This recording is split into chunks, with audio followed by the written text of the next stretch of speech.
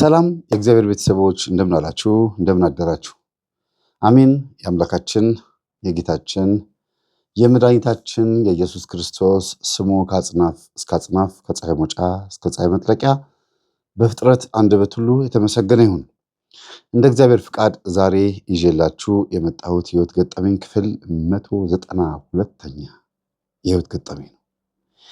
በጣም የሚገርም ብዙ ነገር የምትማሩበት እንደ ቀላል ያያችሁት ወይም ደግሞ በእናንተ ዙሪያ ማን እንዳለና ቢሳካላችሁም ባይሳካላችሁም ለተሳካውም ምክንያቱ ማን እንደሆነ ላልተሳካውም ደግሞ ምክንያቱ ማን እንደሆነ ባለማወቃችሁ ምክንያት ተጨማሪ ዋጋ የሚያስከፍል ሌላ አይነት እርምጃ ውስጥ እየገባችሁ መሆን አለመሆናችሁ የምታጣሩበት ገጠመኝ ነው። መልካም ቆይታ። በስመ አምላክ ተከፈት ያልከው ሁሉ ይከፈታል። ግን እንዳትረሳ ዘወትር ንስሐ ግባ። በባለፈው በ191ኛ የህይወት ገጠመኝ ላይ ኮሜንቶቹ ትንሽ የሚያስቁ ነበሩ። በቴሌግራም እና በዋትሳፕ በተለይ በዋትሳፕ ደግሞ በጣም ብዙ ሰው ነው ደውላችሁ ወይም ቮይስ አድርጋችሁ የነገራችሁኝ። አንድ እህታችን ባለቤቴ እጅግ በጣም ሲበዛ አጭር ነው፣ እኔ ግን ረጅም ሆኜ አይደለም፣ ባለቤቴ አጭር ስለሆነ ልዩነት ተፈጠረን ያለችው። የገጠመኙ ባለቤት የሆነችው ቁመቷ በጣም ረጅም ነው፣ ባለቤቷ ደግሞ በጣም አጭር ነው። እዚህ ጋር ደግሞ እህታችን ብትነግረን እኔ ኖርማል ሴት ነኝ፣ ግን ባለቤቴ በጣም አጭር ስለሆነ ሰፈር ውስጥ ሙድ እያዝብን ነበረ እና ያንን ነገር ለመሸፈን ስል አስመሳይ ሆኜ ነበር። የኔ ታሪክ ነው የተናገርከው በጥርሴ እያልኩኝ ከዛ ዞር ሲሉ ኮስተር እያልኩኝ በቃ በጣም እየተበሳጨሁ ነው የኖርኩት። አስቡትኝ ሁለት አይነት ፊት ማሳየትም እና ሰው ማንን ይመስላል ቢባል ወዙን ይመስላል ጉንጩን ይመስላል ይባላል በድሮ ጊዜ። አሁን ግን በጣም ቆንጆ ሆነን በልተን አምሮብን ሜካፕ ተቀብተን ውስጣችን ግን እጅግ በጣም ማዲያታም ነው። ከባድ ነው ውስጣችን። አሁን በፊት ማዲያት ውጭ ላይ ነበር የሚታየው፣ አሁን ሜካፕ ሸፍኖታል። ስለዚህ ማዲያቱ ያለው ውስጣችን ላይ ነው ማለት ነው። ምናልባት ሴቶችን ትክክለኛ መልካቸውን ለማየት ጠዋት ተነስተው በር አንኳኩቶ ጠዋት ተነስተው በር ሲከፍቱ ማየት ነው ይባላልና አቤት ማን ነው እያለች እየተጨናበች ስትወጣ ሳትቀባባ ስትወጣ የዛን ጊዜ ያለው መልኳ ነው ትክክለኛ መልኳ ይባላል። ለምን? የምትሸፋፍናቸው ነገሮች የሉም፣ የምትቀባባው ነገር የለም።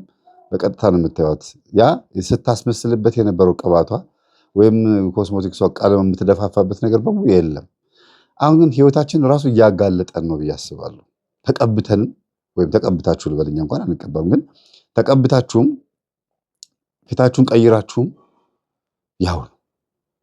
እንደነገርኳችሁ ህይወት ማለት ግድግዳ ላይ ፈገግ ብለን ፎቶ ተነስተን እንደሰቀልነው አይነት ፎቶ አይደለም። ፎቶ ለካሜራ ለይምሰል ቲክቶክ ላይ ታችኋል እያላችሁ እንደምትነሱት እንደዛ አይደለም። ደግሞ በጣም አይታችሁ ከሆነ በጣም የሚገርም የቲክቶክ ቆንጆ የሚባሉ የቲክቶክ ባለሙያዎች እንበላቸው መታየት የሚፈልጉ አብዛኞቹ እህትና ወንድሞች በተለይ እህቶች ማለት ነው እስክስታ በሚሉበት ሰዓትና ቪዲዮ ተቀርጸው ጭፈራ ዳንስ ምናምን በሚያደርጉበት ሰዓት ወዲያው ፈገግ ወዲያው ኮስተር ወዲያው ፈገግ ወዲያው ኮስተር እና እንዴት ይመጣላችኋል አሉ። እየሳቁ እስክስታ ይሉና ከዛ ደግሞ ኮስተር ይላሉ። አይታችኋል ቪዲዮ አብዛኛው የሚጨፍሩትና ይሄ ማለት በትክክል ዘፈኑ ግጥሙም ወይም ስሜቱ ስቧቸው ሳይሆን ለቀረጻ ብቻ የሚታይ ኤክስፕሬሽን እንደሆነ ያስታውቃልና ይህን ፌሻል ኤክስፕሬሽን እንግዲህ በህይወታችን ውስጥ ስናመጣው ኪሳራ ይባላል። እና አንድ ሰው ሁለት አይነት ፊት ሲያሳይ ከዛ ኮስተር ስትሉ አይገርም? ሁለቱንም መሆን ይቻላል። ለምን? ፈገግም ያልነው ፈገግ ብለን አይደለም፣ ኮስተርም ያልነው ኮስተር ብለን አይደለም፣ መሆን ስለቻለን ነው። ስሜቱ አይደለም እኛ ውስጥ ያለው ወይም ደግሞ ትክክል ተሰምቶን ሳይሆን ለይምሰል ነው።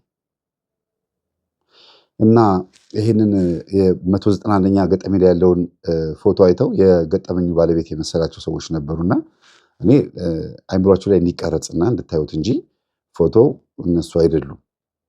ያው ፎቶ ሲለጠፍ ትኩረት ይሰጣል ብዬ ስለማስብ ያደረኩት ነው። ቪውን ተመልከቱት። ከሌሎቹ ቪዎች ትንሽ ከፍ ይላል አይደለም? እና እናንተ ሁኑ ሌሎቹ ይሁኑ አይሁኑ አላውቅም፣ ቪውን ከፍ ያደርጉታል። እናንተ አትመስሉኝ። እናንተ ሁልጊዜ መደበኛ ተከታታዮች ናቸው። የዛሬውን ገጠመኝ ደግሞ በጣም የሚገርም ነገር ነው። ብዙ ነገር የምታገኙበት የናቃችኋት ቤት ውስጥ ያለች አንዲት ሰራተኛ የህይወታችሁ ምንጭ ስትሆን ወይም ደግሞ የኪሳራችሁም ሆነ የሀብታችሁ ምንጭ ስትሆን ምን ትላላችሁ? እኔ በቤት ሰራተኛ ዙሪያ ስሰራ ብዙ ሰዎች ምንድነው በብዛት እንደዚህ አይነት ነገር ላይ ታዘወትራለኛል። በቃ ገጠመኙ ይመጣል፣ ራሳቸው መጥተው ኢንተርቪው ይደረጋሉ፣ ራሳቸው መጥተው ይሄንን ቃል ይሰጣሉ። ከዛስ የቤቱ ባለቤቶች ሄጄ ሳናግራቸው ነው እንዴ በእሷ ምክንያት ነው እንዴ ይሄ ሁሉ ነገር የተፈጠረው ምናምን ይላሉ። በጣም ይደነግጣሉ። ብዙ ሰዎች ያላሰቡት ነገር ይገጥማቸዋል። ልጆቻችሁን ለቤት ሰራተኞች ትታችሁ ስትሄዱ እንደዚህ አድርጉ፣ ይሄ መሆን አለበት ብዬ ስናገር እናንተ ቢሮ ስትውሉ ስለ እናንተ ማውራት የለብኝም። እናንተ ስለወለዳችኋቸው ልጆችም ማውራት የለብኝም። ስለ ቤታችሁ ገጠመኝ ግን ማውራት አለብኝ። ሳወራ ደግሞ የገጠመኛችሁ ዋና የጀርባ አጥንት ሆና የምትገኘው የቤት ሰራተኛ ብትሆንስ፣ ወይም ዘበኛ፣ ወይም የናቃችሁት፣ ወይም የድርጅታችሁ ሰራተኛስ ብትሆን፣ ካሼሪዋስ ብትሆን፣ ወይም ደግሞ የኔ ቢጤስ ቢሆን፣ በጣም ቀለል አድርጋችሁ ያያችሁት ሰው ቢሆን፣ እናንተ ሱፍ ለብሳችሁ ምናምን ስሪፒስ አድርጋችሁ ቅቅ ብላችሁ ዘና ብላችሁ ፈታ ብላችሁ ስትመጡ ያን የመሰለ ትልቅ ግርማ ሞገሳችሁን ፍጥ የሚያደርገው የናቃችሁት ነገርስ ቢሆን። ስለዚህ ገጠመኙ ነው እኔን እንደዛ እንዳወራ የሚያደርገኝ፣ የሚመጣው ገጠመኝ ነው።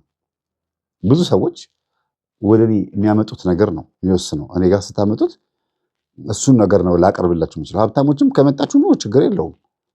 የመንግስት ሰራተኞችም ታሪክ አላችሁ እና አቀርበዋለሁ። ያ ማለት የመንግስት ሰራተኞችን ታሪክ ብቻ ለምን አበዛህ ማለት አይቻልም። ስለመጡ ነው። እነሱ ብቻ የሚመጡ ቢሆን ኖሮ የእነሱን ታሪክ አቀርብ ነበር አይደለም። ባንክ ቤት የሚወራው ስለ ገንዘብ ብቻ ነው እንደሚባለው አይነት ነገር ነው። ሆስፒታል የሚወራው ስለ መርፌና ስለ ኪኒን ስለ መድኃኒት ብቻ ነው። እኔም ጋር ደግሞ የሚወራው ደግሞ ስለ ገጠመኝ ነው። ገጠመኝ ማለት ደግሞ በህይወታችን ውስጥ የመጣብን ውጣ ውረድ፣ መስቀልቅል፣ ከዛ ደግሞ ሲኩዌንስ ቅደም ተከተሉ ጠብቆ በእግዚአብሔር ልክ ስርዓት ሲይዝ ገጠመኝ ብዬ አመጣዋለሁ። ክፍል 192ኛ ገጠመኝ እነሆ። መንግሥተ ሰማያት ቀርባለችና ንስሐ እንግባ። እንግዲህ አንዲት ቆንጆ ሴት ገና በተወለደች በ2 ዓመቷ ወደ አዲስ አበባ መታ ማደግ ትጀምራለች። ያቺ ቆንጆ ሴት ሕፃን ልጅ ናት። ያመጣቻት ደግሞ እናቷ ብትሆንም ግን እናቷ እዚህ አዲስ አበባ መኖር ስለከበዳት ተመልሳ ክፍለ ሀገር ሄዳ መኖር ጀመረች። የአጣዬ ልጅ ናት። አጣዬ የምትባል አገር ቆንጆ ናት። የዛሬ ስንት ዓመት መሰላችሁ? 28 ዓመት። የዛሬ 28 ዓመት አጣዬ ከምትባል ሀገር የመጣች እህት ትንሽዬ ጨቅላ ብዙ ግለጿት፣ ግን ከእናቷ ጋር መታ ከዛ እዚሁ እህቷ ጋር አክስቷ ጋር ማለት ነው ትዛት ሄደች። እናትየዋ እህቷ ጋር፣ ልጅቷ ደግሞ አክስቷ ጋር ቀረች ማለት ነው። አክስት ደግሞ ስትሞት ደግሞ የአክስት ባል እጅ ላይ አረፈች። የአክስት ባል ደግሞ ከፍ ከፍ እያለች ስትመጣ ውበቷ ከፍ እያለ ያማረባት ስትመጣ ጉንተላ ሲያበዛ ላስገድዶ መድፈር ሩብ ጉዳይ የሆነ አካሄድ ሲሄድ ምን ሲል ጎረቤት ነጠቀና እኛ እናሳድጋታለን ብሎ ጎረቤት አሳደጋት። ጎረቤት ደግሞ አሁንም ጎረምሶች ያሉበት ቤት ውስጥ ነው ያደገችው። እነዛ ጎረምሶች እህታቸው እንዳልሆነች ስለሚያውቁ እነሱም ደግሞ በውበቷ ተማርከው ለሀጫቸውን ሲያዝረበርቡባት ስትገባ ስትወጣ ደግሞ ልጅቷ ቅርጿ በጣም የምታምር ያው ግልጽ ነው የምናገረው። አንዳንድ ሴቶች እግዚአብሔር ሲፈጥራቸው ከምንም ነገር ሳያጎድል ማለት መንፈሳዊ ሕይወት ላይ ብቻ ነው የተጎዳችው ልጅቷ። መንፈሳዊ ሕይወት ስላቸው ዓለማዊ ናት። ውበት፣ ፀጉር፣ ቅርጽ በቃ ማለት ምንም ነገር የቀራት ነገር የለም። ልቅም አድርጎ ነው የሰራት። በቃ ምን ልበል ታዲያ። የአንዳንድ ሴቶች ውበት በጣም ይገርማል። ወንዶች ላይ እንኳን እንደዚያ ነገር ይታያል አንዳንዴ። ግን እንደዛ ሆኖ ዓለማዊ ናትና ልጅቷ የዋህ ናት፣ ምስኪን ናት፣ ቀን ናት። በእናቷ ነው የወጣችው። ይሄ ሁሉ ቅብብሎች ሲደረግባት እናት አታውቅም። ለምን እናት በቃ እህቴ ነች ያሳደገቻት እናቴ ብላ እሷን ነው ማሰብ ያለባት ብላለች። ግን አክስት ከሞተች በኋላ ደግሞ እዛው ስልጣኔ ነው ተብሎ ያው ከእድሜዋ ከፍ እያለ ስለመጣ እናት አትጠይቅም። እህቷ እንደሞተች ታውቃለች፣ መታለቅሶ ደርሳለች፣ ልጇን እንዳደገች ያውቃለች። ከዛ ያው እዚሁ ከወንድሞቿ ጋር ትደግ ተብሎ ከአክስቷ ልጆች ጋር ማለት ነው 2 ልጆች አሉ። 3ኛ ሆና ነው ያደገችው። ባልየው እንደዚህ አይነት ችግር እንዳለበት ስለማታውቅ እናትየዋ ዝም ብላታለች። ቀጥሎ ግን ልጅቷ 12 ዓመት 13 ዓመት ከፍ እያለች ስትመጣ ውበቷ በጣም በዛ ላይ ቁመቷ ገና ልክ አሁን ለምሳሌ ኤልዲ የኔ ልጅ ኤልዱን አይታችኋታል። ገና እድሜዋ 12 ዓመት ነው። ግን በቃ ማለት ቁመቷን ውበት ምናምን ስትመለከቱ የ16 የ17 ዓመት ልጅ ምናምን ነው የምትመስለው። ማለት ከቁመታቸው ቶሎ ብለው ይሄ ውበታቸውና ቁመታቸው ላይ በጣም ቶሎ የሚፈጥኑ ልጆች አሉ። እንዴ እቺ ትንሿ ልጅ እቺ እንደዚህ ሆነች ምናምን ትላላችሁ። እኔ ራሴ አጠገብ የሆነ እያደገችብኝ ሳያት እግዚአብሔር ያሳድግልኝና መጨረሻዋን ያሳምርልኝ። ግን ልጆች ይፈጥናሉ አንዳንዴ እያዩዋቸው አይናቸው እያየ ሲያድጉ እሳይ እንኳን ደረሰችልኝ እንደማለት ከማለት ይልቅ የገዛ ልጆቹ እያሉ የሚስቱን እህት ልጅ ማነካካት ጀመረ። ይሄ በጣም ይሄ እንስሳነት ይባላል፣ ውሻነት ይባላል። ግን ወዶ አይደለም እየሰደብኩት ሳይሆን ስሜቱን ነው የተናገርኩ ያለሁት። እና ወዶ አይደለም ተይዞ ነው። ምክንያቱም በአዳም ልኮ ታመልክ ነበረ። አክስትየዋ በአዳም ልኮ ታመልክ ነበር። አዳልሞቴን ትጠራ ነበረ። ልጆቿ በሙሉ ጴንጤ መዝሙር ያዳምጣሉ። እሷ ግን አታዳምጥም። ልጅቷ አትፈልግም። ቤተክርስቲያን መሮጥ ነው የምትፈልገው። ግን ቤተክርስቲያን የምትሄደው ከዚህኛው ለመሸሽ እንጂ እዛ የምትሰማው ነገር ኖሮ አይደለም። አንዳንድ ኩዮቿ ምናምን አብሯት ሲሄዱ ደስ ይላታል። ነጠላ ለብሳ ትሄድና ቁጭ ብላ ማውራት ቤተክርስቲያን ግቢ ውስጥ ትመጣለች። ከዓመት ዓመት እንደዛ ነው። ለወንጌሉ ለምኑ መሄድ እንዳለባት ብዙ ያን ያክል ላታቅ ትችላለች እና ሕፃን ስለሆነች እና ብቻ በትምህርቷ ደግሞ ጎበዝ ጠንካራ። ለዚህ ነው ልቅም ያለች ቆንጆ ያልኳችሁ ከአእምሯም ጭምር ነው። በጣም በማዕረግ ተመራቂ ነው ያለፈችው። በማዕረግ ተመርቃ በከፍተኛ ትምህርት ውጤት ለስኮላር የሚያበቃ ውጤት አግኝታ ሄዳ ውጭ ተምራን የመጣችው። በዚህ ሁሉ መካከል ግን የሚያፈቅራት የሚወዳት አንድ በጣም የሰፈር በጣም ምስኪን ሰው አለ። ምስኪን ስላችሁ በማፍቀሩ ነው ምስኪን ያልኩት፣ ሌላ ነገሩን አይደለም። በቃ በሷ ተጎድቷል እና ቤተክርስቲያን ሄዶ ጴንጤ አዳራሽ ሄዶ መስጊድ ብቻ ነው ያልሄደው፣ ሁሉም ቦታ ሄዶ እባክህን እቺ ሊያስረሳኝ በቃ የኔ አይደለችም ቆንጆ ናት በቃ የሁሉም ናት ማለት ነው ያልፈልግም ምናምን ብሎ ብዙ እንትን ብሏል። ግን አልቻለም። ሊተዋት ሊረሳት አልቻለም። ከልጅነቷ ጀምሮ ነው የወደዳት። አብሯት ነው ያደገው። ትንሽ የሆነ ጊዜ ለቃቃ ተጫውተዋል። ቃቃ ስላቸው የሰፈር የ8 ዓመት በእምነት እድሜ ማለት ነው የኔ ልጅ በእምነት በእሷ እድሜ ተጫውተዋል። ግን ሲያድጉ ይለያያሉ። ሲያድጉ አይምሯቸው እየበሰለ ሲመጣ ይተፋፈራሉ። ያለ ነገር ነው። እጇን ይዞ እንዳያናግራት የሚያፈቅራትን ሴት ቀረብ ብሎ ማናገር አይችልም። ገና ሲያያት ነው ዘሩን የሚያፈሰው፣ ገና ሲያያት። ስለዚህ የዝሙት መንፈስ ነው ወይስ አይነ ጥላ ነው ወይስ ምንድን ነው ብላችሁ ታስባላችሁ? መልኳን ነው ማየት የሚፈልገው። መጥቶ በቃ እንደተራበ እንደተጠማ ሰው ያያትና ጥግብ ብሎ ይሄዳል። እስኪ ጻፉ ይሄንን። እንደዚህ አይነት ባህሪ ምንድን ነው? አይኑካ ነው ወይስ የመላመድ የልጅነት ፍቅረኛ በሚለው ነው? ከመንፈሱ አንጻር ብዙ ልንል እንችላለን፣ ግን በኖርማል ነው እንድትጽፉን የሚፈልገው ከኖርማል እይታ እና በጣም ነው የሚወዳት፣ በጣም ነው የሚያፈቅራት። ስኮላሯን ጨርሳ ስትመጣ በድፍረት አናገራት። በቃ የተላመድሽው ሰው ካለ እባክሽን፣ በቃ ማለት የለመድሽው ሰው ከሌለ እባክሽን በጣም ስለማፈቅርሽና ስለምወድሽ ከአይኔም ስለምትረጂ ጓደኞችሽም ስለነገሩሽ የኔ ብትሆኝ ደስ ይለኛል። እሱንም የምጠይቅሽ እየፈራሁኝ ነው። ተንበርክኮ ማለት ነው በጨለማ ጠብቋት እያለቀሰ በቃ እኔ እንደዚህ አይነት ሰው አይደለም ታውቂኛለሽ። ጂም ቤት ነው የምውለው፣ ስፖርት ቤት ነው የምውለው፣ ወንዳ ወንድ ነኝ። በጣም ብዙ ቦታዎች ላይ የዞርኩ ሰው ነኝ። ግን በቃ አንቺ ጋር ስመጣ ወንድነት ይጠፋል። አሁን የሞት ሞቴን ጠይቁሽ እንደዚህ መጥቼ ጠይቄሽ ማለት በአይኔ ብቻ ነበር የምትረጂው። እሱንም ደግሞ ጓደኞችሽ አይኔን አይተው መጥተው ይወድሻል ይሄ ልጅ ብሎ ነግረውሻል፣ ሰምቻለሁ። እና በፍቅሬ ላይ እንዳትቀልጂ፣ በእኔ እንዳታሾፊ፣ ወይም ደግሞ መጥፎ ነገር እንዳትናገሪ፣ በጣም የሚወድሽ የሚያከብርሽን ሰው እንዳታሳዝኙ አላት። ልክ ነው አይደለ? እውነቱን እኮ ነው። በጣም በጣም ማለት የሚገርም ቃል ነው የተናገረው። እና በቃ በህይወትሽ ውስጥ ወንድ ከሌለ እባክሽ እኔ ያንቺ ልሁን፣ እሞትልሻለሁ፣ በቃ በእኔ ላይ ተረማምለሽ ሂጂ፣ እየሰደብሽኝም እየገላመጥሽኝም እንደፈለግሽ እየሆንሽ በቃ እንደፈለግሽ እየሆንሽ አብረን እንኖር አላት። ከዛ ላስብበትሽ፣ ሰምቻለሁ ስለአንተ ግን ላስብበት አለችው። በጣም አመሰግናለሁ። እጇን ስሟት በጣም ደስ ብሎት ፈገግ ብሎ ፊቱ ፏ ብሎ በርቶ አየችው። በቃ ከዛ ቻው በቃ ወደ ቤት ግባሽ ማለችውና ተስፋ ነገር አለው ያስታውቃል። ሁኔታው አሳዝኗታል። ደግሞ እንድታዝንለት አይደለም ያደረገው፣ የምሩን ነው። እሷም ደግሞ የምሩን እንደሆነ ታውቃለች ያደረገውን ነገር። ምክንያቱም በሰፈር ውስጥ ምን አይነት ወንድ እንደሆነ ታውቃለች፣ እንዴት አይነት ወንድ እንደሆነ። እሷ ጋር ሲመጣ አልጫው ማለት የማይጣፍጥ ማለት ነው አይደለም። ጨው ብቻ ስታደርጉበት የጨው ጣዕም ብቻ ነው ያለው። በርበሬ በራሱ ጣዕም እንዳለው የምታውቁት አልጫ ስትበሉ ነው ይባላል። እና ምግብ የሚጣፍጠው መቼ ነው ሲባል ርቧችሁ ስትበሉት ነው ይባላል። ስለዚህ እኔ ርቦኝ ስበላው ምንም የፈለገ ምግብ ስበላ ከራበኝ በደንብ ጥርጋጌ ነው በለው። ርቦኝም ግን ስበላው የሚያስጠላኝ አልጫ ነገር ነው። ለምን ጣዕሙ ብዙም አይደለም፣ ደስ አይልም። በተለይ አልጫ ምስር ወጥና አልጫ ክክ ወጥ ውስጥ ቃሪያ ሲደረግ ይደብራል። ለምንድን ነው እንደዚያ የሚያደርጉት? በርበሬው እንዲተካላቸው ነው፣ እንዲጣፍጥ ስለማይጣፍጥ ማለት ነው። ይሄ ልጅ በቃ በተቻለው መጠን ወንድ ለመሆን ይሞክራል። ሰው ጋር ሲመጣ ግን አይችልም። ቃሪያ ምናምን ይጨማምርበታል፣ ግን አይችልም። በቃ ሁልጊዜ ብጥብጥ ያለ ወጥ ነው፣ አልጫ ነው። በቃ እንባ ነው የሚቀድመው ምናምን። ከዛ ተደብቃ ሁሉ ማየት ጀመረች ይች ልጅ። እስቲ የሚነገረው ነገር እውነት ነው ምናምን ብላ ሌላ ሴት ሆና እሱ የሚውልበት አካባቢ ለመሄዳ ሰው ሲመታ ሁሉ አየች፣ በጠረባ እያለ የእውነትም ይጣላል። እንደገናም ደግሞ ከወዳጆቹ ጋር ትግል ይታገላሉ። እንትን ታውቃለህ፣ ፈረንሳይ ለጋ ሲሆን አካባቢ እንትን ያለ አኩቻ ምናምን ሄዶ ቪዲዮ የሰራበት ሰፈር አይታችኋል። ራቁታቸው ሆኖ ምናምን ዳምፕ እየገፉ እኔ ምናምን እያሉ ደረታቸውን እየገፋ የሆነ ቪዲዮ አላያቸው።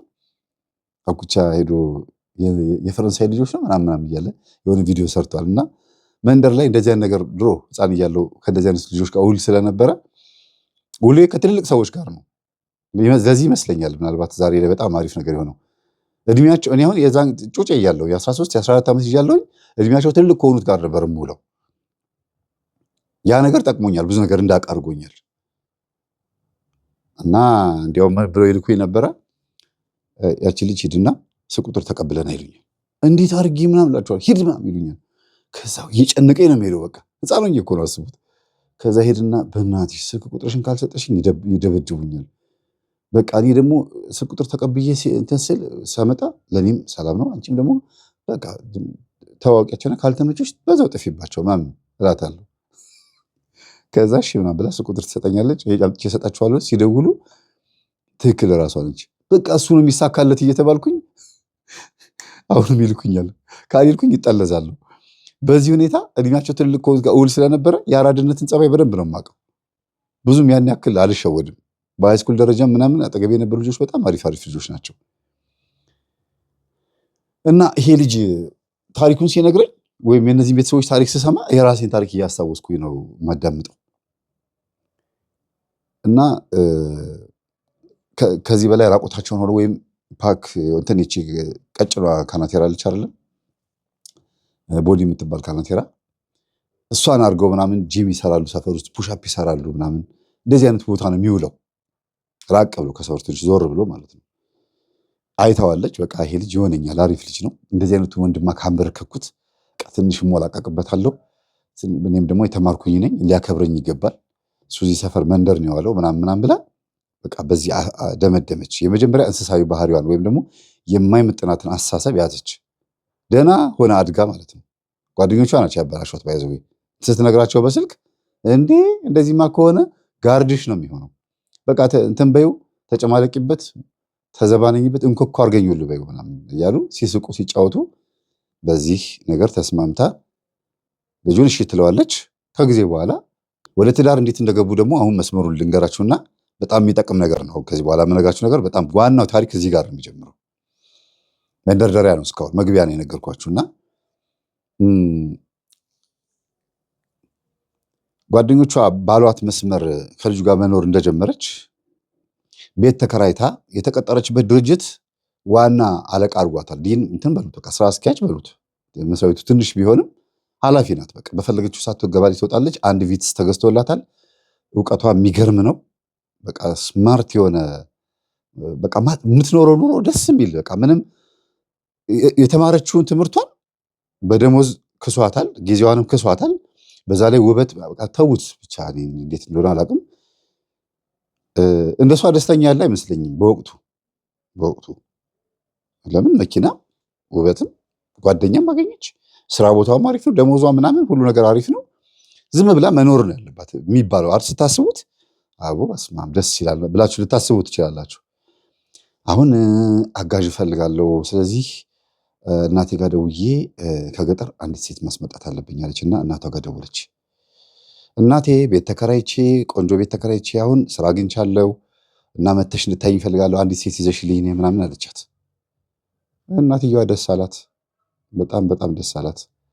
ያሳለፈችው ህይወት ምንም እንኳን ፈተና ያለበት ህይወት ቢሆንም ውጭ ሄደች ሲባል እናቷ መታ ተሸኘት ነበረ። ብቻ ዞሮ ዞሮ እናቷን አትረሳም ልጅቷ።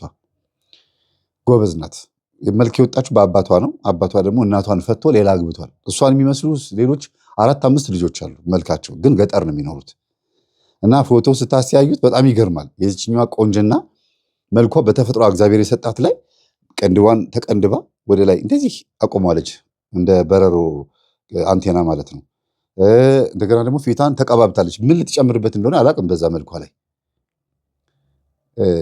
ዝም ብላ 3 ቦታ ጉንጉን ብትሰራ ብቻ እንደዚህ የሚያምርባት የምታምር ልጅ ቀለም ደፋፍታባት ምን ልትሆን። እኔ ፎቶዎቿን ሳየው የራስሽ አይበቃሽም እንዲያልኳት መጀመሪያ ላንሳል መምህርዬ ምናምን ብላ አንስተዋለች። መጨረሻ ላይ መቼም ገጠመኙ መጨረሻው መልካም ነው የሚሆነው ታውቃላችሁ። እና ፎቶውን አነሳችው። ግን በጣም የሚገርማችሁ ነገር መንፈሳዊ ከሆነች በኋላ ነው ውበቷን በደንብ ያስተዋለችው። እናቷ መጣች፣ የቤት ሰራተኛ ይዛላት መጣች። የዛ የሀገሯ ያጣዬ ቆንጆ ናት ልጅቷ ራሱ እዛው ከዛው የመጣች ልጅ ነች። እና መኖር ጀመሩ።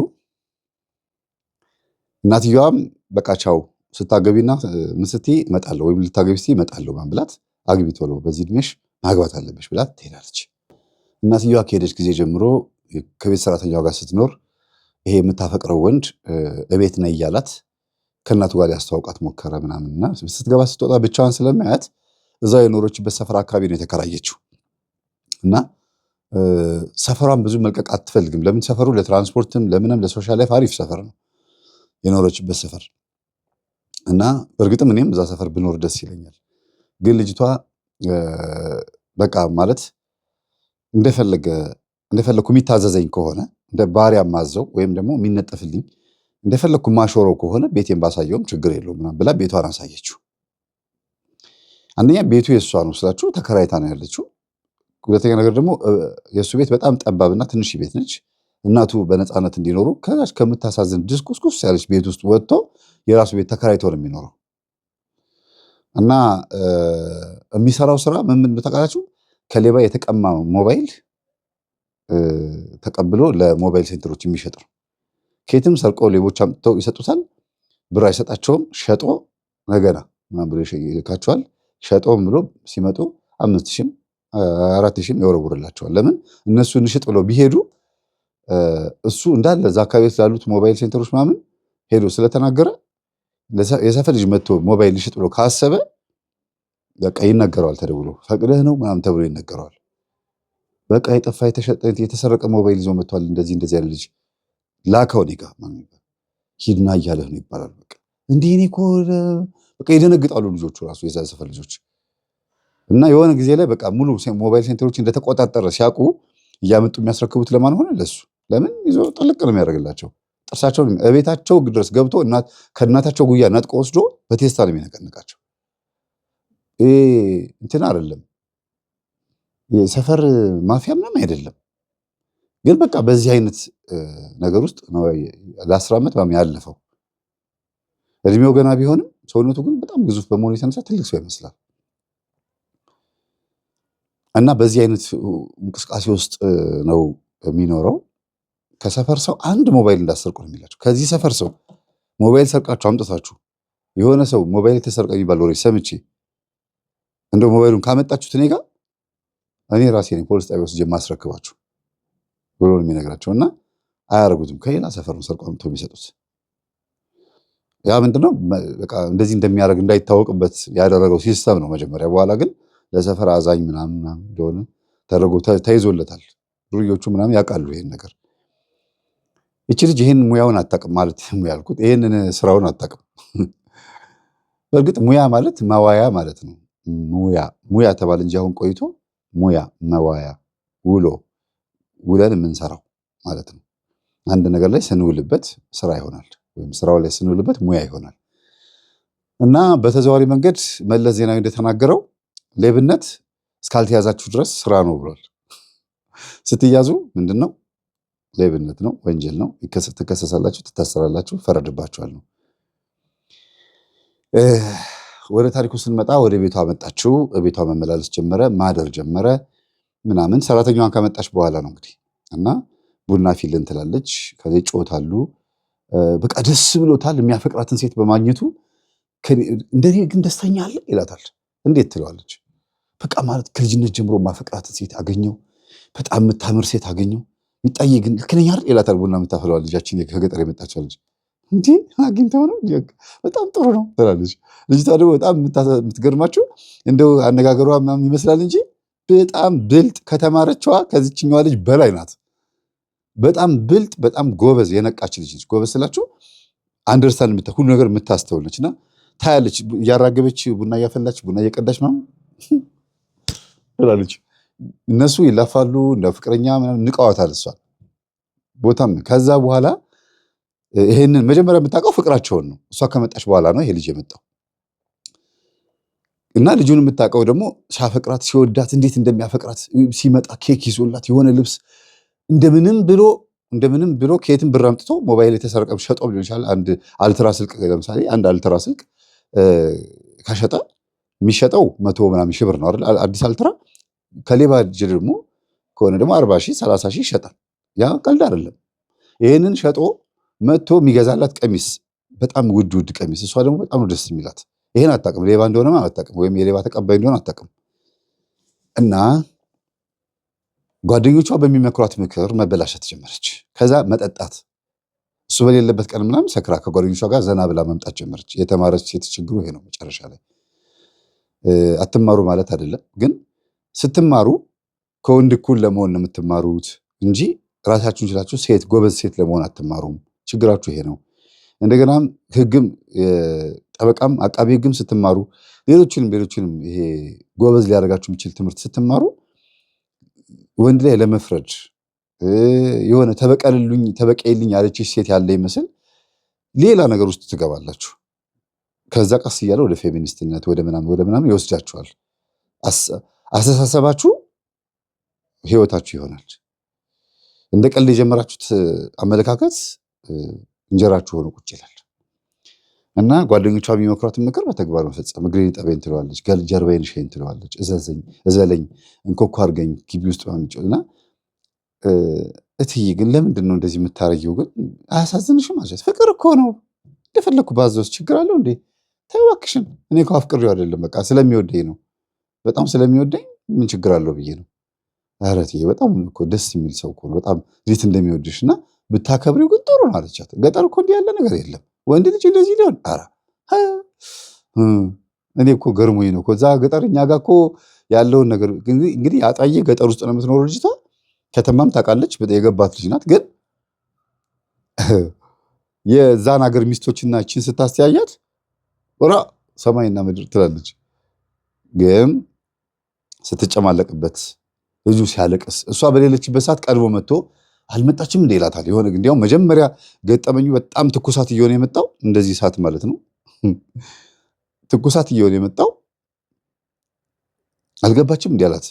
ኧረ አልመጣችም፣ አሁን ደውላልኝ ነበረ፣ አልመጣም አመሻለሁ ብላኛለች፣ ጓደኞቿ ጋር ሳትሆን አትቀርም። ከዛ እሺ ብሎ ወጣና የት እንደሚጠጡ ምናምን ስለሚያውቅ ያው በተወሰነ መልኩ ትንሽ ደርሶበታል።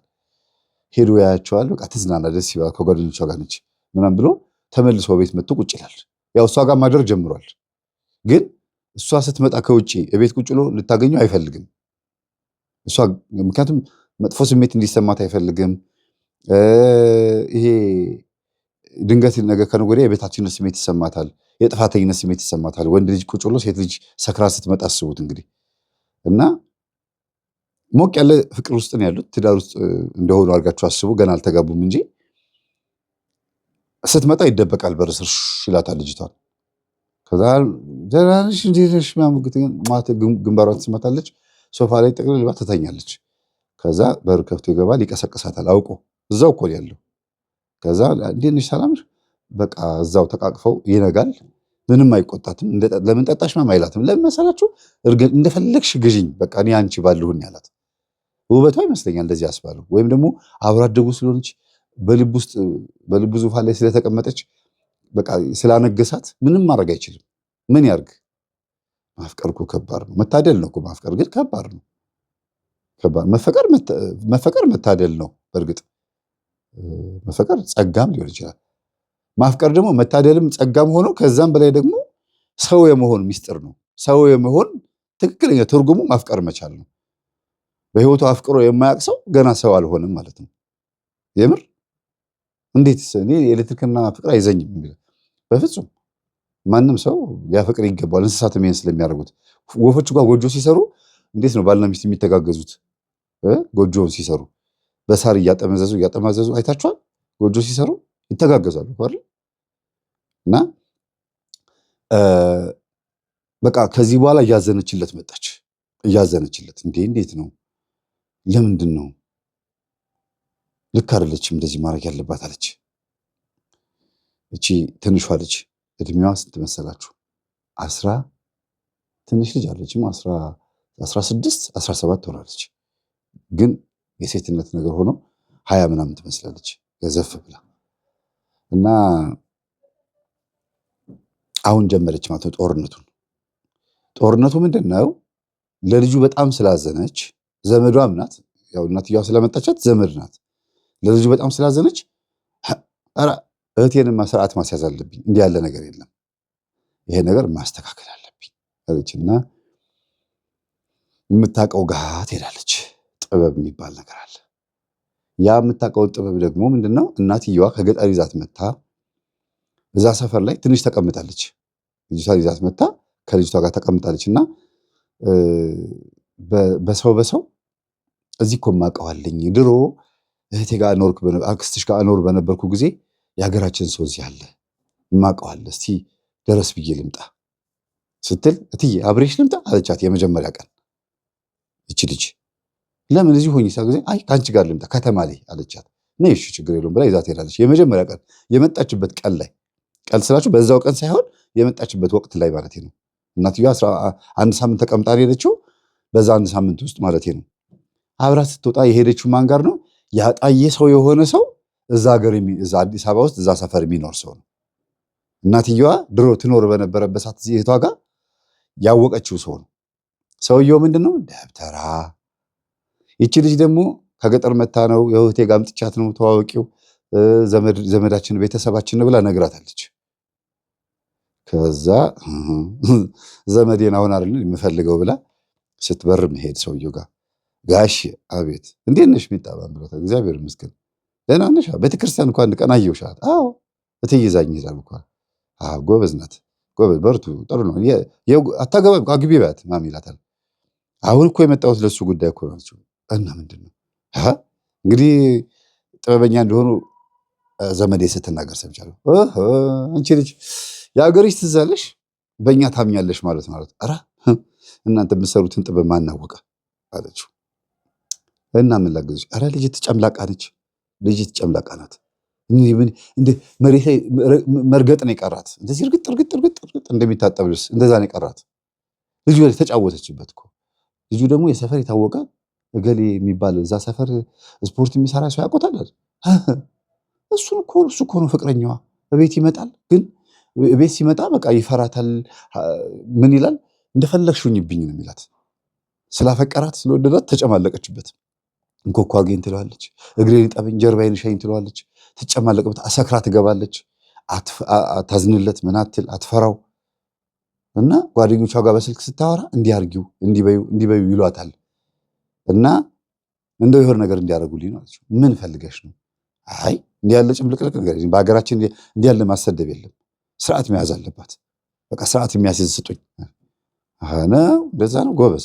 አይ ጥሩ፣ እስኪ ትንሽ እንታገሳት፣ ምከሪያት። ከዛ በኋላ ችግር የለውም እመጣለሁ፣ እርሶም አዘጋጅተው ጠብቁኝ፣ እናያታለን። ከዛ ይሻለች መጣች። አሁንም ከአቅሟ በላይ ሆነባት። ስልክ ጦር ተቀብላ ነው የመጣችው። ስልክ ገዝታላታለች።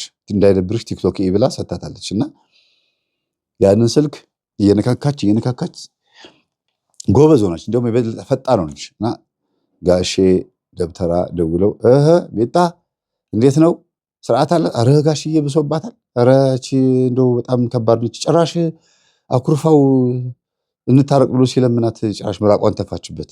ውጣልኝ ከዚህ ቤት አለችው። ምን አርጓት? ምንም አላረጋትም። ለምን እንዴት ነው ትኩረት አልሰጠኸኝም፣ እንክብካቤ አቆምክ፣ ስጦታ አልሰጠኸኝም ብላ ይሄ ምንድነው የሚባሉት የፍቅረኞች ቀን ነው የሚባለው ምናምን ላይ እሱ ጨራሽ ረስቶታል ይሄንን ነገር አያውቀውም። እና እንዴት አልሰጠኸኝም ብላ አንተ ፋራ ነህ ብላለችው። ከትብሎ የስቃል ደብተራው። ከዛ እንደው አነጋገርሽ ሁሉ ደስ ሲል እንደው የኔ ፈጣን አንቺ ነበርሽ እዚህ መተሽ መሰልጠን የነበረብሽ። ቆይ ከአንዱ ጋር አጋባሽ አሏት። ኧረ ጋሼ እኔ አሁን አልፈልግም እንዲህ ያለ አረብ ሀገር መሄድ እንፈልገ እኔ ከዚች ጋር አልኖርም። አረብ ሀገር መሄድ ትፈልጊያለሽ? እሰራልሻለሁ። አረብ ሀገር የሚሰድ ነገር እሰራልሻለሁ፣ ችግር የለውም። ግን ልጅቷ እስክታገባ ጠብቂ፣ ያለሻት አንቺ ነሽ፣ የአደራ ልጃችን ናት ይላታል። እናትየው አደራ ብላኛለች፣ እያየህ እየመጣህ ጎብኛት፣ ብቅ እያልክ እያት፣ እየደወልክ ጠይቃት፣ ልጄን እንዳይተናኮሏት ምናምን ብላ አዛኛለች ይላታል። እንደዚያ ከሆነማ አንተም ኃላፊነት አለብህ አለችው። እኮ አንቺ ስትነግሪኝ ነዋ የተፈጠረው ንገሪኝ አላት። ልጅቷን ስርዓት አስይዝ እንዴ፣ በቃ ስርዓት መያዝ አለባት ወንድ ልጅ ላይ እንዴ። በሀገራችን ያለ ነገር የለም እንዴ። ሴት ልጅ ከባሏ ኋላ ኋላ ለምትሄደው ቀና ብላም አታየው። እንኳን እንደዚህ ልትጨማለቅበት ቀርቶ እንዴ ልትጸዳዳበት ትንሽ ነው የቀራት እኮ ምናምን ብላ አለችው። እና አይ ነገሩ በጣም የከበደ ነው ምናምን ብሎ ሰውየው የሆነ ነገር መስራት አለ ማድረግ አለብኝ ብሎ እሺ ችግር የለውም ሰሞኑን ትመጫለሽ እደውልልሻለሁ አላት። እና ልጁ እሷ በሌለችበት ሰዓት መጥቶ ስልክ ምን ብላ ታወራለች? አይ ያው ከጓደኞቿ ጋር የምታወራው። አንተ ግን አይዞህ እሺ አይዞህ ችግር የለውም ሁሉ ነገር ስርዓት ይዛል፣ ቅርብ ጊዜ ትስተካከላለች። አትነግረውም እንዲያርጌ አትለውም። ቅርብ ጊዜ ልክ ትገባለች፣ ችግር የለውም ትላለች። እንዴት? አይ ዝም ብላ እኮ ነው የምትጨማለቀው፣ ሴት ልጅ እኮ እንደዚህ ናት አለችው። በኋላ የሆነ ሳምንት ላይ ተስተካከለችና ራሷ ደውላ ናፈከኝ አትመጣም እንዴ አለችው። ሲከንፍ መጣ እንደ ማለት በዛ ሰውነቱ እንዴት ሲበር እንደመጣ በሩን ብርግድ አጉት ገብቶ የምርሽ ነው የኔ እናት አለ። አቁጭ ወንስ ሲማን ብላ አቀፈችውና እኔ እኮ ዝም ብዬ እኮ ስጨማለቅ ነው እኮ እንጂ እኔ እኮ ትናፍቀኛለህ አለችው። ማስጨማለቅ ነው ማለት አባባሏ ምንድነው? በቃ አንዳንድ ጊዜ ያለ ነው ማለት ነውና ታረቁ። ከዛ ደግሞ እንደገና ወደ ነበሩበት ፍቅራቸው ገቡ። ግን ትዝ አላለውም፣ ረስቶታል። በእርግጥም ይሄን ስለማያስበው አስማት ነው ድግምት ነው ብሎ ስለማያስብ ምን አድርገሽ ነው ሌላት አይችልም። ባህሪዋን ስለምታውቃት ነው ተመልሳ ትታርቃለች ያለችው መስሎት ነው። እና እቤት መዋል ጀመረ። እቤት ነኝ አትመጭም ከስራ ምናምን ይላታል። እሺ ቡና አቀራርቢ በላት ምሳ ምናምን አቀራርቢ በላት እመጣለሁ ብላ በቃ እሱም ቢጃማ ቀይሮ ቤት ውስጥ መቀመጥ ጀመረ። በቃ ቤት የሆነ ቦታ ይሄዳል ተመልሶ ይመጣል። ምክንያቱም ስራው እዛው ሰፈር ውስጥ ነውና የሆነ ቀን ላይ በዚሁ ቀን ማለት ነው ስራ ምንድን ነው አለችው። እኔ ተባራሪ ስራ ነው የምሰራው፣ አንዱ እንደዚህ በስልክ ነው የምንሰራው፣ አንዳንድ እቃዎች ምናምን እንደዚህ አድርገን እናሻሽጣለን አላት። በቃ ዝም ነው ያለችው። ያን ያክል ብዙ እንትን አለችው። ግን ገንዘብ ከኪሱ ስለማይጠፋ ደህና ነገር ነው የሚሰራው ብላ አስባ ነው። ታዲያ የሆነ ነገር ለምን ተባብረን አንድ ነገር አናደርግም? ስራህም እንደሆነ ልወቀውና አይ ተይው አንቺም ስራሽን ስሪ እኔም ስራዬን እሰራለሁ፣ ምንም ይሄንን እንደዚህ ማዳበሉ ምንም አያስፈልግም። አይ የተሻለ ምናልባት ቤት ከገዛን ብዬ ነው፣ ያው ልንጋባም አይደለም አለችው። በጣም ደስ አለው። ተንበርክኮ ጉልበቷን ሳመ። በቃ ምኗን ይሰማት ግራ ገባው። ልጅቷ ፊት ማለት ነው እንዲህ ስትሆኑ ነው የሚያምርባችሁ አለች። ከዛ ደግሞ እንደገና እሱ እናቴ ናፈቀችኝ ብሎ እናቱ ጋር ሲሄድ አጅሪት የታሪኩ ባለቤት ወይም ቆንጆዋ ልበላችሁ ሶፋ ላይ ጥቅልል ብላ ተኝታ ሌሊት መነሳት ለምዳለች። ሌሊት ተነስታ ፊልም ታያለች። ከዛ ጠዋት ተጣጥባም ብላ ወደ ስራ መሄድ ነው እንደዚህ ነገር ለምዳለች። ሰው ተነስቶ ሌሊት ይጸልያል፣ እሷ ሌሊት ተነስታ ፊልም ታያለች። ፊልሙ ሲያልቅ ወደ ስራው ነው የምትሄደው። አርፍዳም ብትገባ ማንም አይነገራትም። ምክንያቱም ከስር እሷ ነች እንጂ አለቃ የሆነችው በሰራተኞቹ ላይ እሷን የሚያዛት የለም።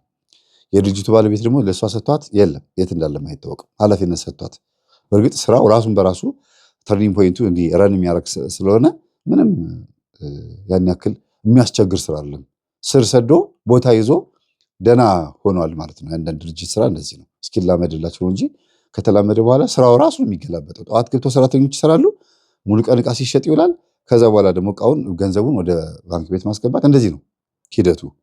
ከስተመሮቹ ይመጣሉ ይወስዳሉ። እንደዛ ነው ማይቋረጥ። ለምሳሌ ፎቶ ቤት ብላችሁ ሰዱ፣ በቀን ፎቶ የሚነሳ ሰው ይመጣል። የፎቶ ቤቱ ባለቤት መቀመጥ አይጠበቅበትም። ካሜራማኑም ሰዓቱን ጠብቆ ይገባል። ካሼሪዋ፣ ፎቶ አታሚውም አሉ። ሁሉም በቀን ሰው ያስተናግዳሉ። እንደዛ እንደማለት ነው። ገባችም አልገባችም ስራ ቦታዋ ላይ ምንም የሚመጣ ነገር የለም። እና እሷም አንዳንድ ቤት የምትውልበት ጊዜ አለ ማለት ነው። እና ፊልም እያየች ቆይታ ሌሊት ሰራተኛዋ በተኛችበት መታጠገቧ ትተኛለች፣ ከሰራተኛዋ ጋር ማለት ነው።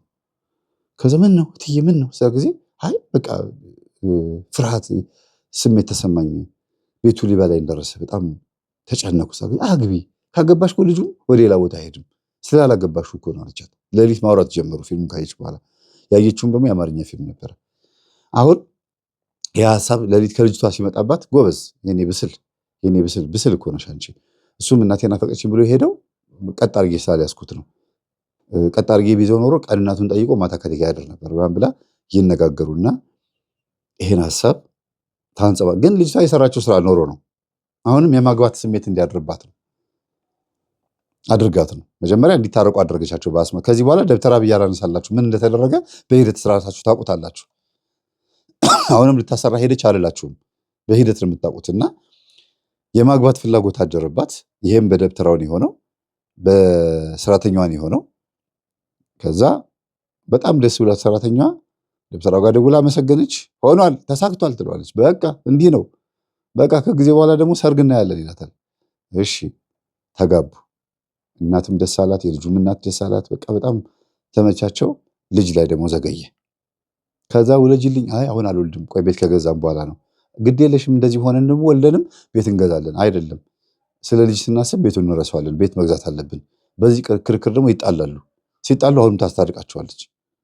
ሲጣሉ ታስታርቃቸዋለች። ያው ታስታርቃቸዋለች ማለት ልጅቷ ታረቁ ብላ ሳይሆን ጸብ ካለ እርቅ አለ ግዴታ። ልክ ሲጣሉ ደግሞ መልሶ ደግሞ ልጅቷ በእነሱ መካከል ቡና በማፍላት ስለምትገኝ አሁን ሳስጠላ ሰለቻችሁኝ አለቻቸው። እንደሚታረቁ ታውቃለች፣ ግን እንደው ልናገር ብላ ነው። ሰለቻችሁኝ፣ እንደው እኔ ከዚህ ቤት በወጣ ይሻለኛል። ምን ነው እንዴ እንደው ለእኔስ ለአይምሮ ሳታዝንም እንዴ? ገና ልጅ ነኝ አላገባውም እኮ አትጨማለቁ ባካቸው አለቻቸውና በሳቅ ሞቱ። ከዛ በዛ ታረቁ።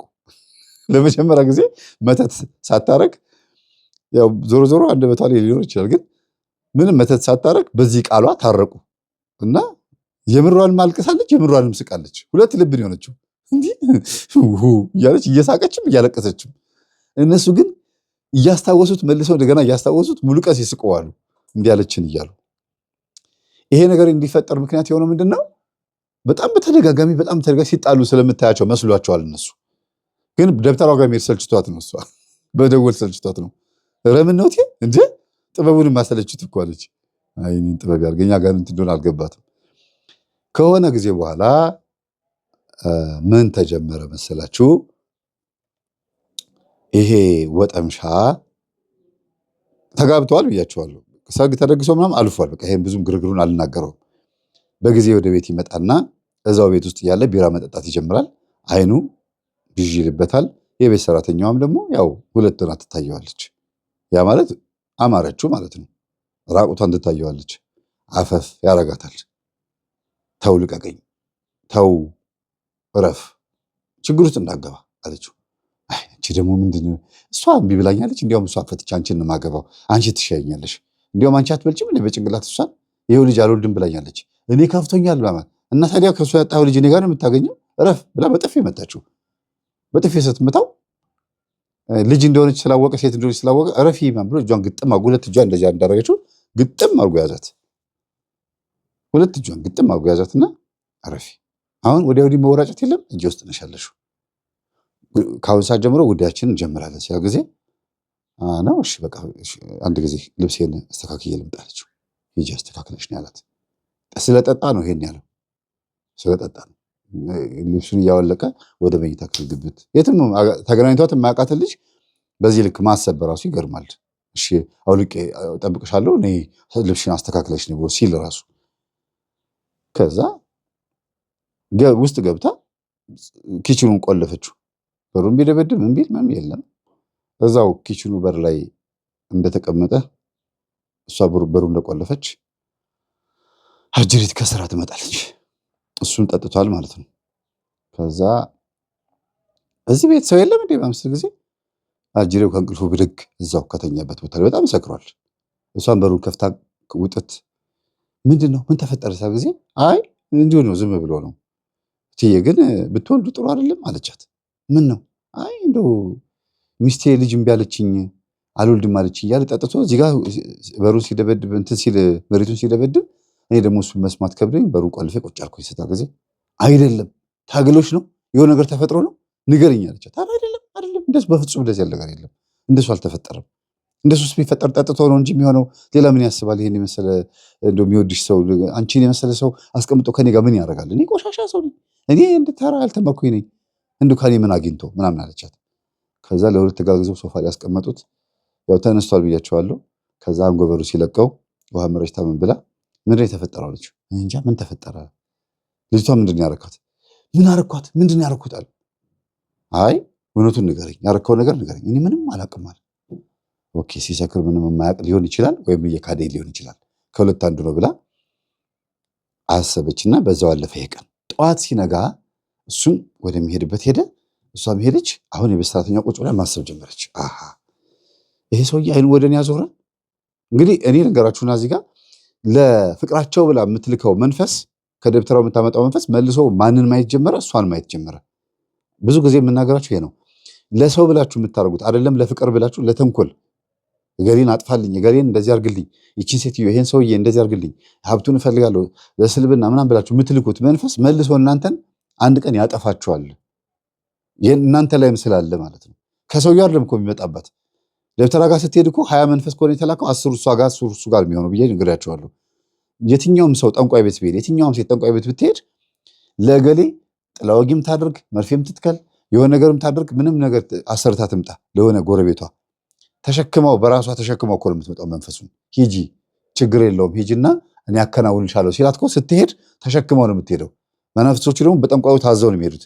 ሴትዮዋ ወደ ቤቷ እንደሄደች ግማሾቻችሁ የተባላችሁበት ቤት፣ ግማሾች ደግሞ እሷ ጋር ተቀመጡ፣ ጉዳዩን ፈጽሙት ነው የሚባለው። ሁለቱም ጋር ካልሆነ ጉዳዩ እንዴት ይፈጽማል?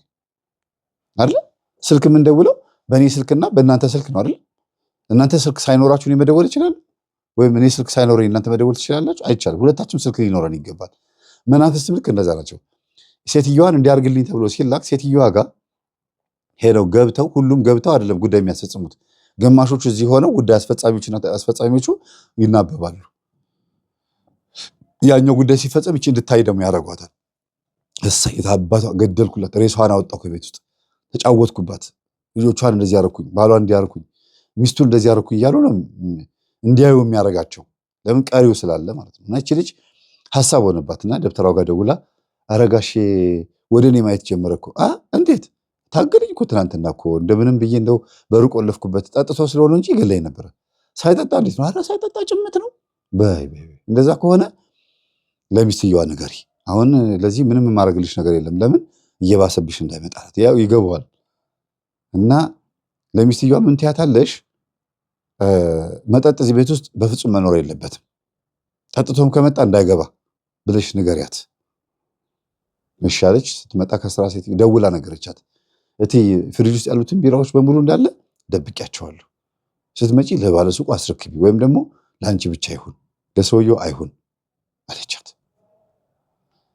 ለምን ምንድነው እሱ ንገሪኝ፣ ግልጹ ነገር። አይ በቃ መጠጥ አያስፈልግም ቤት ውስጥ፣ ምክንያቱም ይሄን የመሰለ መልካም ሰው መጠጥ ሲጠጣ የሚቀየር ከሆነ ጥሩ አይደለም፣ ለአንቺም ለእኔም ለእሱም ጥሩ አይደለም። ስታ ጊዜ የሆነ ነገር እንደተፈጠረ ገብቷት ሚጣይ ንገሪኝ፣ የሆነ ታግሎሻል አለቻት። አይደለም በጣም ሆድ ብሶት ሲያለቅስ ልጅም ቢያለችኝ እያለ መሬቱን ሲደበድብ ስለነበረ ያ ደግሞ እየቀጠለ እንዳይሄድ ነው አለቻት። እና በቃ እንትን አለቻት፣ ተረድታታለች። የሆነ ነገር እንዳደረጋት ጸብም እንዳይነሳ እንደፈለገች፣ ፍቅራቸውን ማየት እንደምትፈልግ አስተዋይ ልጅ እንደሆነች ስለምታውቅ እሺ በቃ ችግር የለውም አላስጨነቅሽም ታዩ በቃ አለቻት። እና በዚሁ ነገሩ ያልፋል። ልጅቷ ደግሞ ስላገባች አትፈታው። ምን ታርግ? እንደ ድሮ ፍቅረኛ አይደለ ወይ ጮኛ አይደለ ወይ የሆነ ጉጣልኝ ከዚህ ቤት የምትለው አይደለ። የቤት ኪራይ የሚከፍለው እሱ ነው። እሷ የቤት አስቤዛውን ስትሞላ እሱ የቤት ኪራይ ይከፍላል። በደሞዛቸው እንደዛ ነው ያደረጉት። እሱ እንደምንም ብሎ የቤት ኪራይ ይከፍላል። እና ግን ልጅ አልወልድም ብላ 1 ዓመት 2 ዓመት ቁጭ አለች። ነገሩ እየገፋ ሲመጣ ነው እንግዲህ እዚህ ደረጃ የደረሱት፣ አሁን ያልኳችሁ ደረጃ የደረሱት። እና እሱም እንደለመደበት በጊዜ ሲመጣ ቢራ የለም እንዲ አላት። አረ የለም። ምን ነው? አይትዬ አውጥታ ለባለሱቁ ሰጥተዋለች። ምንድነው ግን ትናንት የተፈጠረው ንገሪኝ አላት። አረ ወንድም አለ ይቅርብህ፣ ምንም ችግር የለውም የሚጣይ በእናትሽ ታገልኩሽ እንዴ? ጠጥቼ እኔ እኮ ማድረገውን አላውቅም። እዛ ሴተኛ ዳሪ በለመደበት ባህሪ እዚህ አንቺ መጥቼ እንደዚህ ያደረኩሽ ሴተኛ ዳሪ ጋርም ትሄዳለህ አለችው። መጀመሪያ ሴተኛ ዳሪ ምን እንደሆነ አልገባትም ነበረ። በኋላ ነው ያስረዳትና ዳም ትሄዳለህ አለችው። አዎ ታዲያ ምን ላድርግ? አላስነካለችኝ። አካሏን አታስነካኝ፣ ልጅ አትሰጠኝ፣ ከነካኝ አረግዛለሁ ምናምን ብላ ስለምትል ያለች በቃ እኔ ያለኝ አማራጭ መሄድ ነው አላት። ግልጹን ነገራት። አዎ እንዲህ ያለ ነገር ጥሩ አይደለም፣ ነውር ነው፣ እግዚአብሔርም ይቆጣል አለችው። ታዲያ ምን ላድርግ? እኔ ምንም ማድረግ አልችልም። ለዚህ ነው ማለት ነው ስትለው ምን አላት። እኔን እኮ ታገልከኝ እኮ አስቸገርከኝ እኮ ትናንትና እንደው በጣም ስለምታሳዝነኝና ጥሩ ሰው ስለሆንክ ብዬ ነው እንጂ እውነት እንደው አናትክን ባልኩህ አለችው። እና ሳቀ። በጣም ያስቃል አይደል? አናትክን ባልኩህ አለችው። እንደው መልካም ሰው ስለሆንክ ከጠጣህ በኋላ እንደው ተበላሽተህ እንጂ እንደው አናትክን ባልኩህ አለችው። እንደው ብትይኝሽ ብትገላግኝ ይሻለኛል ያለ ልጅ ባል ሆኜ ብቻ ከምቀመጥ አባት ከመሆን እንደው እውነት አባት ሳልሆን ባል ብቻ ሆኜ ከመቀመጥ ብሞት ይሻለኛል አላት። እና ልበልህ አለችው። እንደው በይኝ አላት። በልጠጣ እናሳይሃለሁ አለችው። አሁን ቢሮ አንቺ ነሽ ቢሮውን የደበቅሽው አላት። በእውነት እኔ አይደለሁም፣ ያው እሷ ነች፣ እኔ በፍጹም እዚህ ውስጥ የለሁበትም። እናወቀች የተደረገውን አይደለም ትናንትና ሆነ የነበረውን ስላየች ሆድ እንዳይብስህ ብላ ነው። ግን አንድ ነገር ሰክሮ ከመጣ አላስገባውም፣ በር ቆልፋለሁ ብላለች። በስንት መከራ ያገባኋት ሚስቴን ደግሞ እንዳላጣት አያ ነብርን አይነኩ የነብርን ጭራ አይዞ ከያዙም አይለቁ የሚባል ነገር አለ። ስለዚህ ሚስቴ ነብር ናት፣ በጣም አደገኛት። አሁን ውበቷ ብቻ ግድግዳ ላይ ያለ ፎቶ ብቻ ነው እያደነኩ ያለሁት። አካሏን አልነካ፣ ላም አለኝ በሰማይ ወተቷን ማላይ ሆኖብኛል። እንደገና ደግሞ ላም እሳት ወልዳ፣ መቼም ላም ሆነባቸዋል ተረቴ። ላም እሳት ወልዳ አትልሰው እሳት ሆነባት፣ አትተው ልጇ ሆነባት። አትልሰው ፈጃት አይደል? ይፈጃታል። ስለዚህ እሱም ደግሞ ይችን ነብር አግብቶ አይነጥለዋ ሊያወላ ያለው አይነጥላ አንድ፣ በውበቷ በኩል የገባ ቡዳ ሁለት፣ እንደገና ያዩት የዝሙት መንፈስ አብሯት የተወለደ ሁሉ ነገር ተጠራቅሞ ብቻ ሶስት ዋና ዋና የሚባሉ አሉ። አብሯት የተወለደ ይኖራል ዛር፣ ቡዳ ዛር። እንደገና ደግሞ በውበቷ ያያት ደግሞ ቡዳ ይኖራል። ቡዳ አይነጥላ ማለት ከተወለደች በኋላ እንደገና የዝሙት መንፈስ ደግሞ ይኖራል። ያዩት በሁሉ ላጫቸውን ያዝረበርባሉ። እንዴት ያምራል ይሄ እንትን እያለ መቀመጫዋን እያየ የማንም ጎረምሳ ስታልፍ ዝሙት መንፈሱን ይልክባታል፣ ትቀበላለች። ምክንያቱም መንፈሳዊ ሕይወት የለም የለም። ለዝሙት ያያት የጠየቃት ሁሉ በሙሉ የነካካት ወይም ደግሞ በቡዳ የበላት ሁሉም በሙሉ ትሰበስባለች። መንፈስ ዝም ብሎ ሲገባ ነው የሚለው። ለዚህ ነው ቆንጆ ሴቶች የተወሰነ በሽታ ያጣቸው፣ ራስ ምታት፣ የቆዳ ሽፍታ ምናምን እንደዚህ በቡዳ የተበሉበት ጸባይ፣ አመል መለዋወጥ፣ ገንዘብ ላይ ኢኮኖሚካሊ መዋዠቅ ምናምን እንደዚህ ነገሮች የገባው መንፈስ ባህሪዋን ቅይር ነው የሚያደርገው እና የአፍ ጠረን መቀየር፣ ብዙ አይነት የትዕቢት፣ አለመማር። ቆንጆ ሴት ላይ ያሉ ብዙ ችግሮች አሉ። አለመማር ማለት ውበቴ ይበቃኛል ማለት ነው። በዚህ አይነት ነገር ልጅቷ ባይኖራትም ግን የዝሙት መናፍስት በጣም በጣም በጣም ከባድ በሆነ መንገድ አለ። ይህንን ያወቀችው ልጅቷ ግለ ወሲብ ስትፈጽም አግኝታት ነው። እንዳታረግዝ ከሱ ጋር አትተኛም። ከዛ ደግሞ ግለ ወሲብ ትፈጽማለች። አልጋ ስታነጥፍ እንትን አገኘች፣ ብርኩማ መዶሻ ማለት ነው። እና አግኝታ ይገባቸዋል፣ መዶሻ ያው ይገባቸዋል። እና አገኘችና ራበ ተሰቀር በስመ አብ ወወልድ ወመንፈስ ቅዱስ አለች። አልጋ ላይ አይተው እንዴት እንደዚህ ትታው እንደሄደች ራሱ ገርሟታል። ለምን ተጣልተው አልጋ ለይተው ነበር ባልና ሚስት። እንዲያውም ይሄንን ወደ መጨረሻ አካባቢ ነው በጣም እየመረራ ሲመጣ ነው ልጅቷ የተናገረችው። እና ተኮራርፈው ካቀፍከኝ ከነካኝ ተቃቅፈን ከተኛን ችግር ይፈጠራል ብላ አስባ ለሁለት አልጋ ከፍለዋል። ባለ 3 መኝታ ክፍል ነው። አንዱን መኝታ ክፍል ስቶር አድርገውታል። የክርስቲያን ቤት ቢሆን ኖሮ ጸሎት ቤት ይሆን ነበረ። አንዱ መኝታ ክፍል ደግሞ የእሷ አልጋ፣ አንዱ መኝታ ክፍል ደግሞ ለእንግዳ ተብሎ ነበረ፣ እንግዳ ማረፊያ እናቷ ስትመጣ ምናምን። አሁን ግን እሱም እዛ እሷም እዛ ነበር የሚተኙትና ይሄንን አያውቅም እሱ። ከዛ ደውላ እተይ አለቻት። አቤት እንዴ ምንድነው አልጋ ላይ ያለው ትዬ አለቻት። ምን አገኘሽ? ረበስማ እንዲህ ያለ ነገር ተቆርጦ ይሸጣል እንዴ? አሳገዜ ከትብላ ሳቀችባት። ውይ እሱን ትቼውን እንደ መጣሁ። አይ ዝም ብዬ እኮ ነው ለአንዳንድ ስራ ፈልጌ ነው። የምን ስራ ደግሞ ይሄ ምን ያደርጋል እንዴ? በተውሶም ይመጣል እንዳለቻት የማንን ተወሰሽ ነው መቼም የጆይ ባለቤትሽ አይደለም አይነት ነገር ነው አጠያየቋና በይ ከአልጋው ጀርባ ዝም ብለሽ ቁጭ አድርጊው ልቻትና እንዴት አድርጋ እንደቀፋት እንዳነሳችው እንዲህ ብላ ሄዳ ወስዳ ከአልጋው ጀርባ ቁጭ አደረገችው። ከስራ ስትመጣ ራሷን አሟት ነበር የመጣችው እቺ ልጅ። ምንም አልመሰላትም፣ ሚስትየዋ ማለት ነው። ምንም አልመሰላትም። በቃ ይሄ አጉል ተምሬያለሁ ዘመናዊነት ምናምን ብቻ አይደለም፣ ፖርኖ ቪዲዮዎችን ታያለች፣ የወሲብ ፊልሞችን እንደዚህ አይነት ነገሮች ታያለች። ከጓደኞቿ ጋር ብታወራው ይሄንን ነው። ባሏን እንደ ባል መቁጠር አልቻለችም፣ ተበላሸች። ውጭ ማለት ጀመረች። እሷም እንደ ባሏ መማገጥ ጀመረች። እሱ ሌላ ሴት ጋር ሄዳል፣ እሷም ሌላ ወንድ ጋር ትሄዳለች። መደዋወል፣ ከወንድ ጋር ማውራት ገና በተጋቡ በ2 ዓመታቸው ማለት ነው። ይሄ ነገር አልጣመኝም ትላለች ልጅቷ። በቃ ምንድን ነው እሱ ማየው? እትዬ ከማን ጋር ነው የምታወራው? ጋሼስ ባለፈው የነገረኝ ነገር እውነት በቃ ይሄ ነገር በልጅ ምክንያት እንደዚህ ሊሆን ነው? አንድ ልጅ ቢወለድ እኮ አርፎ ስብስብ ይላሉ። ስለዚህ ማሰራት አለብኝ ብላ ጋሼ አቤት እንትኑን እኮ ነው ደብተራውን አሁን ልጅ መውለድ አለባቸው ነው። አዎ ተራው ደረሰ። አዎ ምክንያቱም እንዲህ እየተፈጠረ ነው። እሷም ሌላ እሱም ሌላ ጋር እንደዚህ ነው። ጭራሽ አልጋ ላይ በተውሶ ያመጣችው የወንድ ልጅ እንትን አፍረተ ስጋ ቁጭ ብሎ አገኘች። ኧረ እንዴት ማለት የሰው አዎ የሰው እንደው ይሄ መቼም እንደው በእጅ ተሰርቶ አይደለም የሰው ነው ልምጥምጥ ይላል አለቻት አለችው ሰውየው። እንደው የከተማ ሴት እንደው ማታመጣው ጉድ የለም እንደው አሁን እንጂ ተምሬያለሁ ብላ እኮ ነው በሷ ቤት እንደው በቃ አሁን በሷ ቤት እንደው ባሏ አላስደስታ ላይ ልትል ነው። እና በዚህ የተነሳ በጣም ከልጅቷ ጋር ስለሚያወራ መጀመሪያ የስንፈተ ወሲብ ችግር ልስራለት ለሱ ለዚህ ሁሉ ያበቃት ይሄ ሊሆን ይችላል። ቀጥሎ ደግሞ ልጅ እንዲወልዱ አደርጋለሁ በዘዴ አንቺ ለሁለቱም የሚሰጥ ስጫቸው አላትና ቡና በተፈላበት ሰዓት ላይ ቡና ላይ ቀላቅላ ሰጣቻቸው። የሚሰጠው ነገር ቀላቅላ እንዲህ ነው ያልናገር ለመሰላችሁ ልምምድ እንዳይሆን ብዬ ነው። ብቻ ተሰጣቸው። ከዛ ለሱ የስንፈተ ወሲብ ነው የተሰጠው። ለሷ ደግሞ ልጅ እፈልጋለሁ የሚል ስሜት የሚሰጥ ታዟላ ሰይጣኑ። በዛው ሌሊት ተቃቅፈው ነው ያደሩት። ያኛውን አልጋ ያኛው መኝታ ቤት ተቆለፈ። ባልየው የተኛበት የነበረውና ወደ እኔ ብላ ጎትታ ወሰደችው። ፍቅር በፍቅር ሆኑ። ከዛ በኋላ በቃ አሁን ልጅ እፈልጋለሁ ዛሬ ግዴታ መሆን አለበት። ልጅቷ ደግሞ ቀን ጠብቃ ይሁን አይታወቅም። በዛን ቀን ነገሩ ዘር ይዟል። ቃብ አድርጋለች። እና ደግሞ ባሌ ለካ እንደዚህ ጀግና ነህ ማለት ጀመረች። የስንፈተ ወሲብ ተሰጥቶት እኮ ነው እንደዚህ ጎበዝ ነህ እንዴ? ከዛ በኋላ በቃ ቀንም አብረው ይውላሉ። አሁንም አሁን ተያይዞ መኝታ ክፍል ነው። ከዛ ሽርሽር ይሄዳሉ። ወደ ዋተር ፓርክ ሄደው ተዝናንተው ከዛ የሆነ ቦታ ቤርጎ ይዘው ተዝናንተው የሆነ ቦታ ይሄዳሉ። ክፍለ ሀገር በቃ መዝናናት መጫወት። ምክንያቱም እንደዚህ እንዲሆኑ የሚያስገድድ አይነት ነገር ነው ያደረገባቸው። የታዘዘው ሰይጣን እንደዛ አድርግ ተብሎ ነው።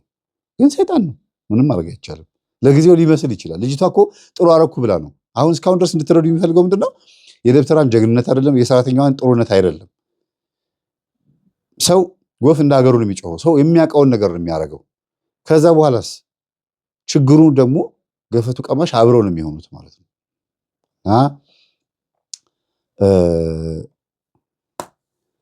በአንድም በሌላ መንገድ አረገዘች። ያው በሰይጣኑ በምኑም ተደርጎ ተረገዘ። እንክብካቤ በዛ። በቃ ማለት በቃ ለሷ የማይደረግ ነገር የለም። ከዛ ስራውን ሁሉ በቃ ያን የሌብነት ስራውን አቆሞ ደህና ነገር መስራት አለብኝ ብሎ ጠቀም ያለ ገንዘብ ካገኘ ካጠራቀመ በኋላ ሌላ ነገር ከፈተ። ሌላ ሱቅ ነገር እንደዚህ ገቢ ሊያገኝ የሚችልበት ነገር ከፍቶ ያንን ስራውን እርግፍ አድርጎቶ የሰፈር ልጆችም እፎ ያሉ ከሱ ዱላ ቅጥቀጣ ማለት ነው። በቃ አግብቷል ከዚህ በኋላ እኛን አይናገረንም አይነት ነገር ብለው ነበረ። ግን ከጊዜ በኋላ ካገባ በኋላ ጸባዩን እየቀነሰ ባህሪውን እየቀነሰባቸው ምናምን ሲመጣ እነሱም ከሰፈር ሰው ሞባይል እየቀሙ እንዲያውም ከሚስቱ ሁሉ ሞባይል የቀማ ነበር። ከሰፈሩ ልጅ አበደ። ሞባይል እኮ ዛሬ ቀሙኝ ብላ ስትለው ጊዜ ቀሙሽ መጣዋልና ሄዶ ሞባይል ይዞት መጣ። ደነገጠች። እንዴት አመጣው አለችው። አይ ችግር የለውም በቃ ስለተናደደ ነው። እንዴት ደፈሩኝ ብሎ ነው። ቀጥቅጥ አድርጓቸው 5 ወጣቶችን ቀጥቅጦ ለካ እነሱ የሱ ሚስት መሆኗን አላወቁም።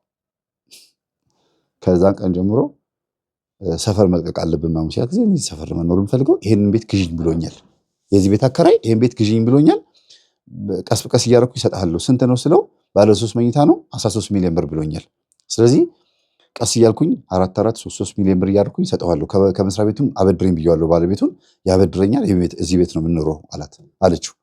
ይሁን በቃ እሺ ምናምን ብሎ መኖር ጀምረዋል። ሚስቱ አርግዛለች እና 6 ወር 7 ወር እየሆነች ስትመጣ በተቻለ መጠን ልጅቷም ትንከባከባለች። እናትየዋም ይመጣሉ የእሱ እናት እና የሆነ ሰዓት ላይ ችግር ተፈጠረ እና ችግሩ ከእርግዝናዋ ጋር በተገናኘ የመጀመሪያዋ ስለሆነ አንደኛ፣ ሁለተኛ ነገር ፍርሃት ስላለባት እኔ በምጥ አልወልድም በኦፕራሲዮን ነው የምወልደው የሚል ነገር ነበር እንትን የሚላት። ለካ አርች ፋክተር አለበት እሱ ደማቸው ሁለቱም እንትን ነው ኔጌቲቭ ይመስለኛል። አርች ፋክተር እንደዛ ነውና ሾተል የምንለው ማለት ነው። ያው መንፈስ ነው ሾተል አይደለ? እንደኔ ሾተል መንፈስ ነውና እንደ ሕክምናው ግን ትሪት ይደረጋል ነው የሚሉት። ስታስቡት ደማቸውን በሕክምና በመርፌ በምናም ተደርጎ የሚሰጥ ነገር አለ። ያ የሚሰጠው ሕክምና ትሪት ተደርጎ የሆነት ይስተካከላል እኮ ልጁ ይወለዳል ይባላል። ግን እሺ ልጁ እንዳይወለድ ከሆነ ሾተል የሚያጨናግፈው እና ጽንሱን ሆዷ ጽንስ እንዳይዝ የሚያደርገው ሾተል ከሆነ በሕክምና ትሪት ከተደረገ ጉዳዩ ሰይጣን አይደለም እንዲሉ ዶክተሮቹን ያስገድዳቸዋል። ግን ደግሞ ከዚህ በፊት ገጠመኝ ደግሞ አቅርቤላቸዋል። ላይቭ ላይ የሆነ ገጠመኝ አቅርቤያለሁ። ሾተል አለባቸው የኛ ዘሮች ብላ ለዶክተሯ ነገረቻትና እኔም ሾተል አጋጥሞኛልና እባክሽን ቼክ አድርጊልኝ፣ የአምና እንደዚህ አድርጎኛል፣ አሁን ይሄን ሾተል ትሪት አድርጊልኝ ብላት በባልየውም በሷም በኩል ተደርጎ ምናምን ትሪት ተደርጓል። ግን እንዳለ በአዳም ልኮ የሚያመልኩ ቤተሰቦች ናቸው። በዘራችን ሾተል አለብን ብላለች። ትሪት ተደረገ፣ ልጁ ተወለደ። ከተወለደ በኋላ ግን በጣም ሌላ ነገር ነው።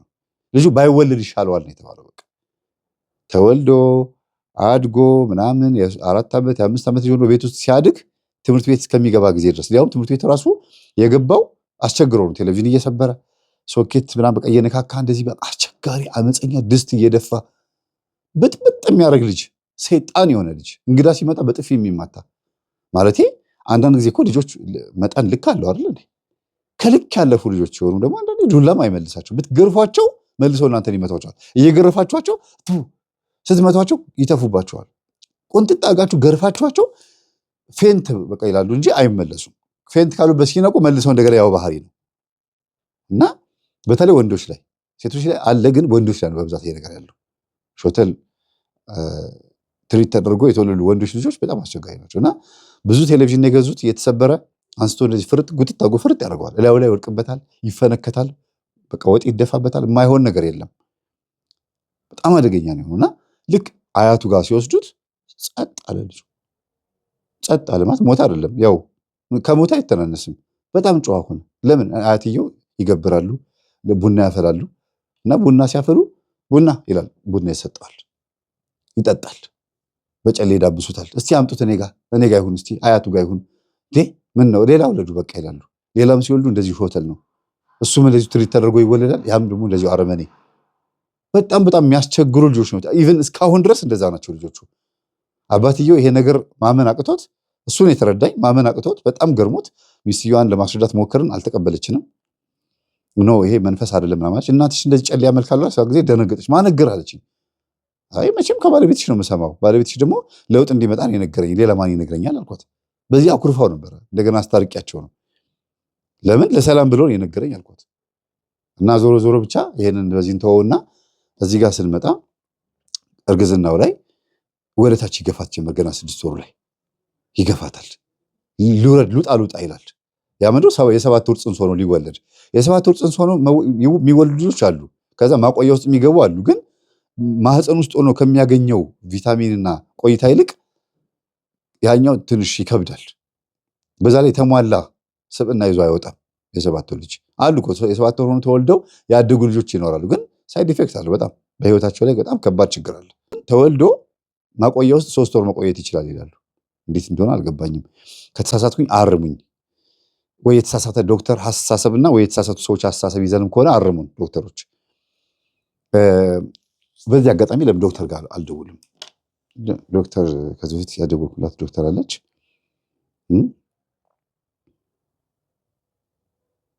እስቲ ዶክተር ጋር አልደውልላት አይሻልም? እንደዚህ ይሻላል።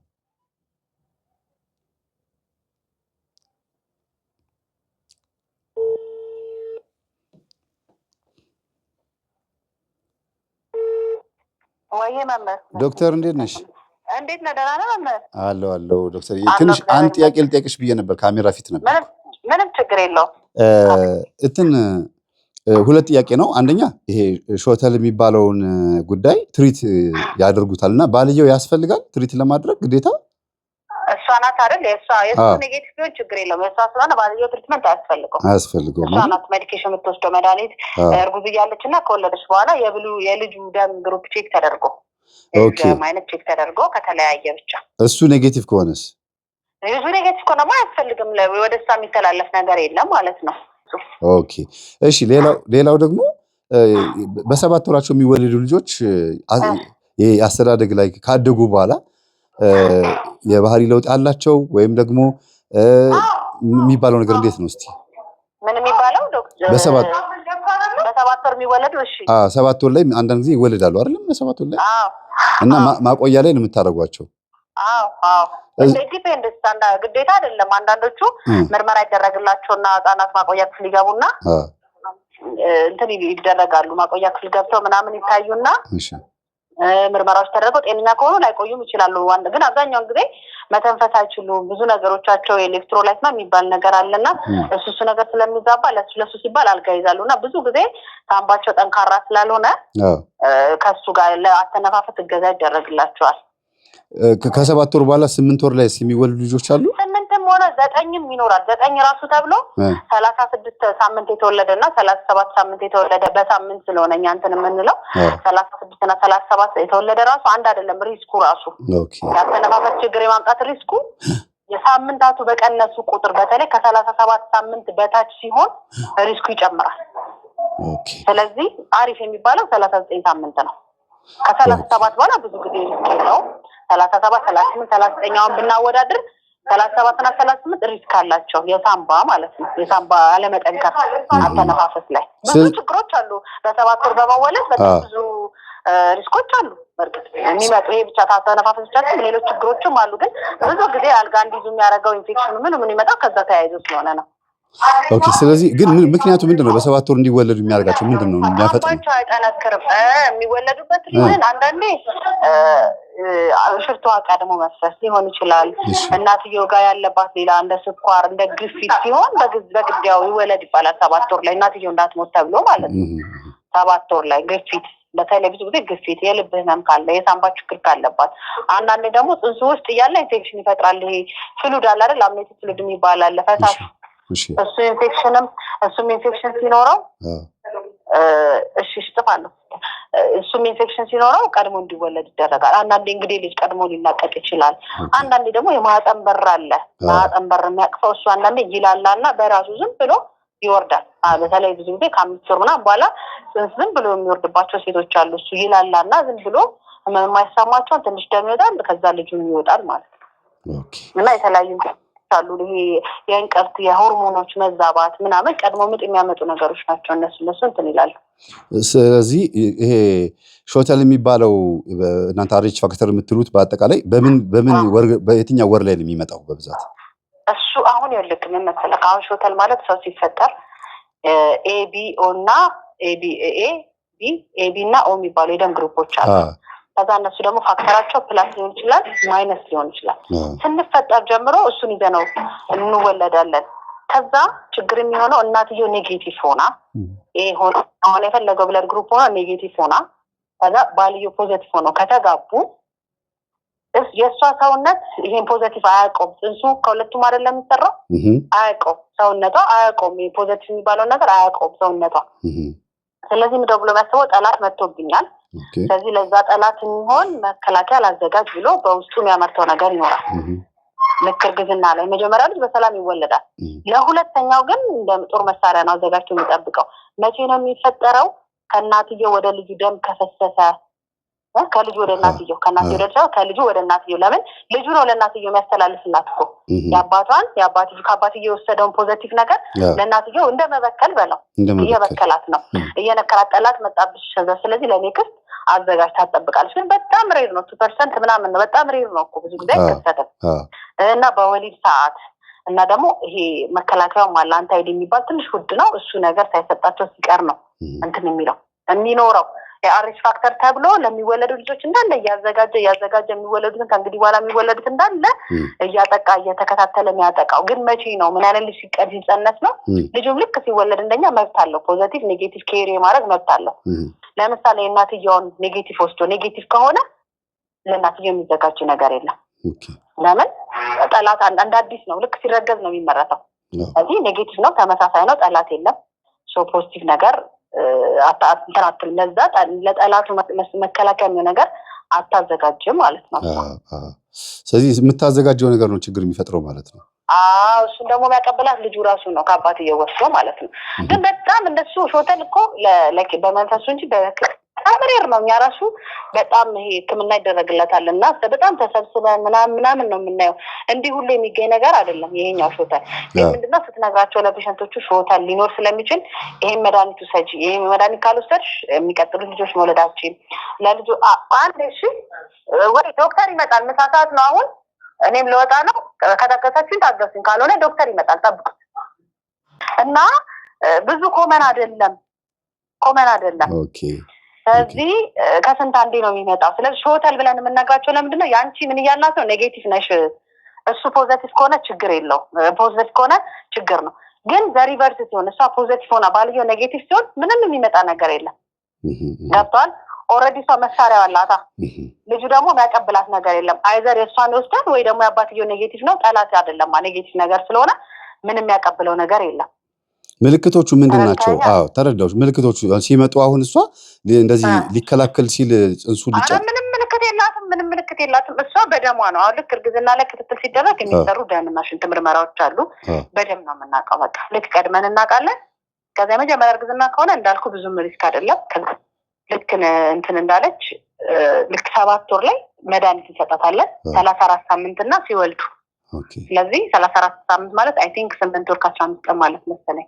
እና ልክ የዛ ሰዓት እንሰጣቸዋለን። ልጁ ግን አፌክትድ ሲሆን ኦልሬዲ መከላከያም ተሰጥቶት አንዳንዴ ወይ በተለያየ ምክንያት ግን ሴትዮዋ ግን ሴንሲታይዝድ ከሆነች ኔጌቲቭ ነገር አለ ፖዚቲቭ ነገር መጥቷል መሳሪያ አዘጋጂ ተብላ መሳሪያ እያዘጋጀች ከሆነ ግን ችግሮች የምናይበት አንዳንዴ ልጁ ላይ ምን ይፈጠራ መሰል በአልትራሳውንድ ምን ያለ ያባበጠ ልጅ ጭንቅላቱ ላይ ሳምባው ላይ ሆዱ ላይ ያባበጠ ልጅ ለምን ያብጣል? ሴሎቹ ነው የሚገዳደሉት እርስ በእርስ ማለት ነው። የእናትየው ሴል የልጁን ሴል ስለሚገለው ደማነስ ይኖራል። ደማነስ ደግሞ በጣም ሲቪር ሲሆን አይተ ከሆነ ያባብጣሉ። ለኩላሊት በሽተኛ ደማነስ ያለበት ሰው ጉበት፣ ልብ በሽተኛ ያባብጣሉ። ለምን? ሴሉ ስለሚያዝ ፍሉዱ ስለሚበዛ ያው ባጭሩ ላንተ እንዲያው አድርጌ ላስረዳና ማለት ነው። ስለዚህ ምንድነው ደማነስ ስላለ ልብ ያለ መጠን ያንን ደማነስን ኦቨርካም ለማድረግ ስለምትመጣ ፌል ታደርጋለች ሆነታ። ስለዚህ ሁሉም ቦታ ያባብጣል። ብዙ ሕክምና ቢደረግለትም በእኛ ሀገር ሴታ ብዙም አይደለም ሰክሰሱ። እኔ ራሴ የቅርብ ዘመድ እንደዚህ እንትን ብሎብኛልና ብዙም አይደለም። የአርሊ ከታወቀ ምንድነው የሚደረገው ሕክምና ደም ነው የሚሰጠው። ልጁ ማህፀን ውስጥ እናትየው ጽንስ ውስጥ እያለ እናትየው ማህፀን ውስጥ እያለ በእምብርቷ በኩል ለጽንሱ ደም እንሰጠዋለን። ኔጌቲቭ የሆነ ደም ማለት የተገደሉትን የሚተካ ማለት ነው። የሚተካ እና ያኛውን ወሻውት እያደረገ የሚያወጣ ማለት ነው። በጣም ይገርማል። በባህሉስ የመንፈሱ ሾተል ይበልጣል። ብዙም አይደለም። ጎበዝ አንቺ የገባሽ ስለሆንሽ ነው አንቺ ጋር የደወልኩት ዶክተርዬ።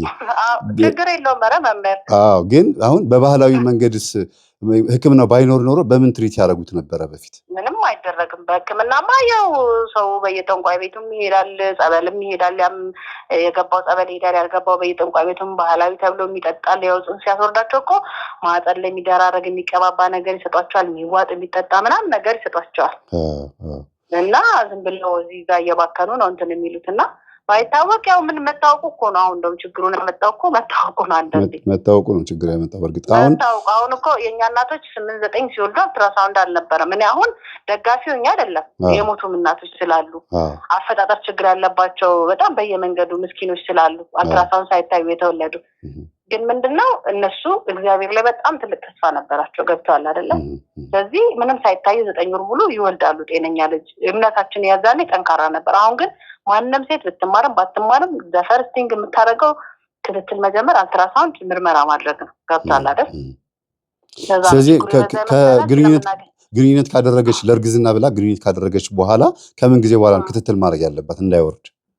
3 እንዳይወርድ ሾተል እኮ ለማውረድ ሾተል እንዳልኩ በቃ ይሄን ነገር ነው የምናየው እንጂ ይሄ ልጁ ሲሞት ሞቶ 4 ወር ምናምን አካባቢ ነው አሁን ይሄ ብዙ ጊዜ እንትን የምናየው የአልትራሳውንድ ፊቸሩን የምናየው ምልክቱን የምናየው አልትራሳውንድ ምልክቱን የምናየው ይሄ 4 ጽንስ አሁን እጅ እግር ምናምን እስከ 12 ሳምንት እስከ 3 ሳምንት እስከ 3 ወር ወይም 12 ሳምንት ድረስ እጅ እግርና ኤቭሪቲንግ ተሰርቶ ያልቃል ባይዛቤ ሁሉ ነገር ተሰርቶ ያልቃል ከዛ እያደጉ ነው የሚመጡት ውስጥ ስለዚህ ልክ 4 ወር ላይ ምናምን በደንብ የሰው ቅርጽ ይዞ ምናምን በደንብ ይታያል እና የዛኔ ሰዓት ነው ጭንቅላቷ በጠነ ማለት ጭንቅላት ማየት አለበት አይደል ሶ ከ3 ወር በኋላ ነው እነዚህ ነገሮች የሚታዩት ግን ከዛ በፊት በደንብ ይታወቃል ኔጌቲቭ ከሆነች ኢሚዲየትሊ የሚላክላት ምርመራ አለ ሴንሲታይዝድ ሆናለች ወይ መሳሪያ አዘጋጅታለች አላዘጋጀች የሚለው ቼክ ይደረጋል ገባ ካዘጋጀች እኛ ሁላ አይደለንም ከኛ በላይ አሉ ሰብ ስፔሻሊስቶች አሉ እነሱ ፎሎ ያደርጉታል የጭንቅላቱ ጋር የደም ዝውውር እንዴት ነው ምናምን ተብሎ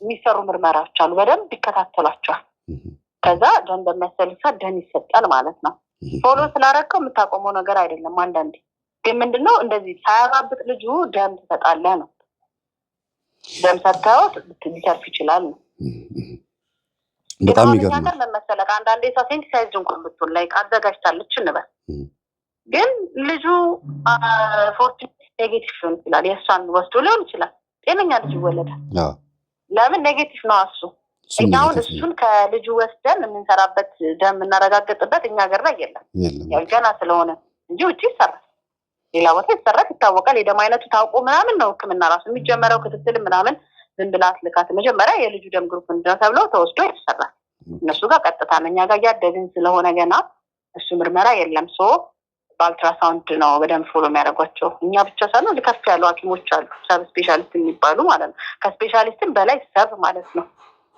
ስለዚህ 6 ወር ላይ ገጠመኝ ላይ ያለችው ልጅ አሁን 6 ወር ላይ ምናምን ስትደርስ እንደዚህ አይነት ችግር አለብሽ ተባለች እና ኦሬዲ ታሪኩ ያለፈ ነው ግን እኔ አሁን አንቺ ጋር የደወልኩት ምንም ሰው ግንዛቤ እንዲያገኝ ነው በምን ወር ላይ ነው ይሄ ነገር የሚያጋጥማቸው ኦሬዲ ያወቀችው 6 ወር አልቃ 7ኛው ላይ ስትደርስ ነው በጣም ከባድ ህመም ያጋጠማት የ7 ልጅ እንዲወለድ ምክንያት የሆነው ከተወለደ በኋላ ኦሬዲ ልጁ ሞቷል ይሞታል ኦብቪስሊ ይሞታል ሞቷል እንዳልኩ ነው እኛ ሀገር ላይ ብዙም አይደለም አጥጋቢ አይደለም እንትኑ ብዙ ነገሮች ይጎሉናልና ይሞታል ብዙ ጊዜ መተው እና እንዳልኩ የሚታወቀው ቀደም ብሎ ነው የመጀመሪያ 3 ወር ላይ መታወቅ ይችላል የደም አይነቷን ሲሰሩላት መቼም እርግጠኛ ነኝ የመጀመሪያ ልጅ አይሆንም ሁለተኛ ሶስተኛ ልጅ ወይ ደግሞ ውርጃዎች ይኖራታል ወይ ከማህፀን ውጪ ምናምን ይኖራታል ሴትዮ ዝም ብሎ አይደለም ሴንሲታይዝድ የምትሆነው እንዳልኩ የመጀመሪያ ልጅ ሁለተኛ ሶስተኛ ልጅ ላይ ኦር አቦርሽን ኖራት ምናምን ወይ ሳታውቅ አስወርዳትም ሊሆን ይችላል አንዳንዴ እንደ ፔሪድ ሆኖ 3 ቀን 4 ቀን አለፈኝ ብለን አርግዘን ሊሆን ይችላል አንዳንዴ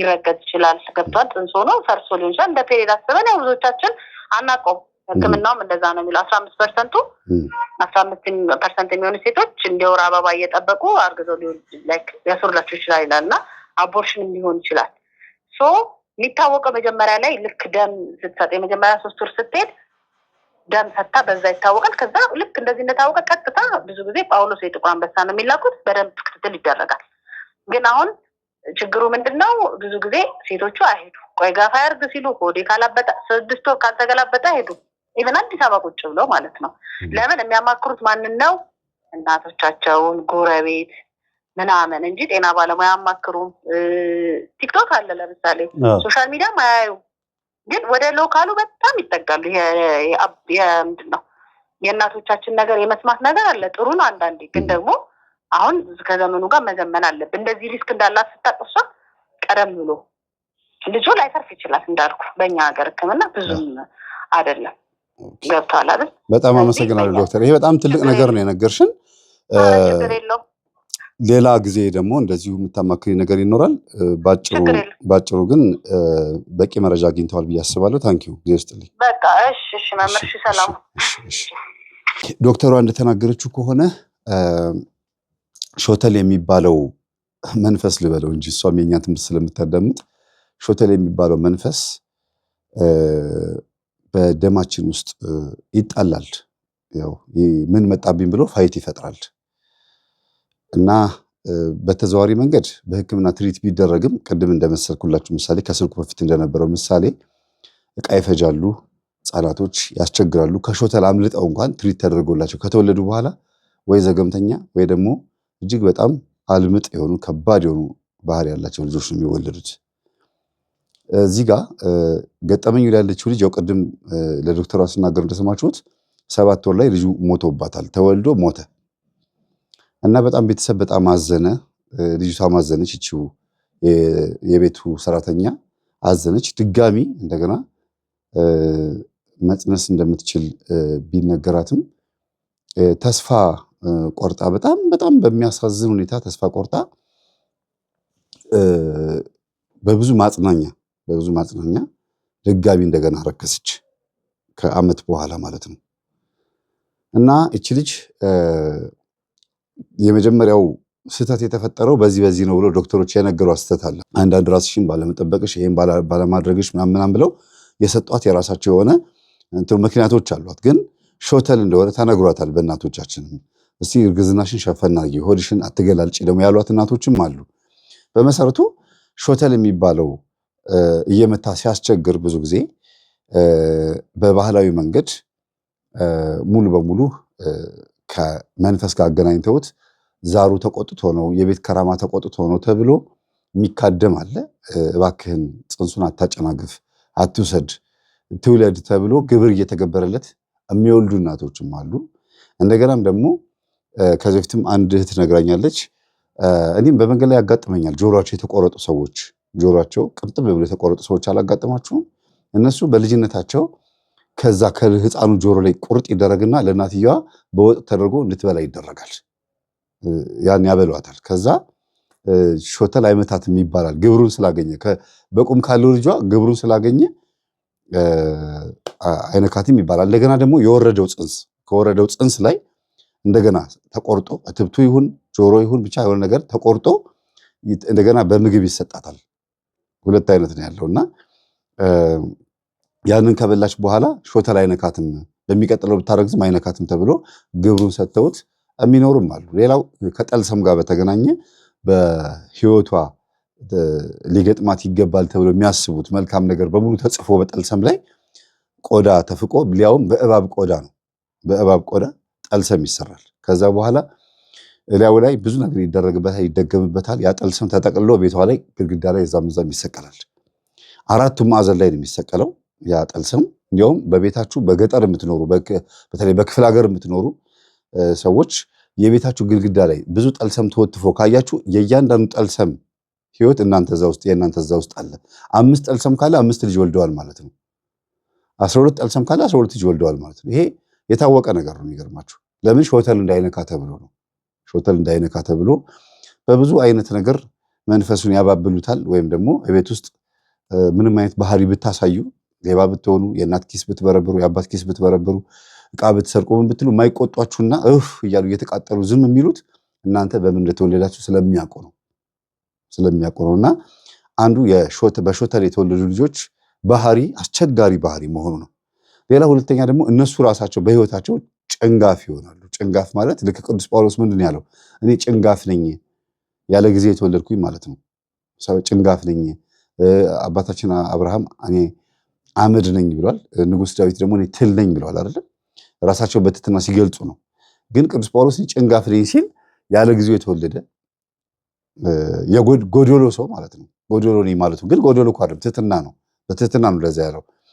ጎዶሎ ነኝ ማለት ነው። ለምን 7 ወር ላይ ተወልዶ ያደገ ልጅ ቅድም ዶክተሯ ስትናገር እንደሰማችሁት በብዙ አይነት መንገድ ሰውነቱ ላይ የሆነ የሚጎለው ነገር አለ።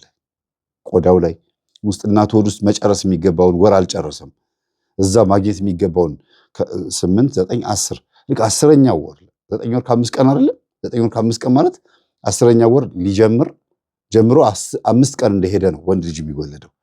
እና ያ ማለት ሙሉ በሙሉ 3 ወር ሙሉ ወይም 2 ወር ከ5 ቀን ሊሆን ይችላል። ሴት ከሆነችም ደግሞ በዛ ወር ሙሉ ልታገኝ የሚገባትን የእናቷን ቪታሚን ሳታገኝ ነው የምትወለደው ያች ልጅ።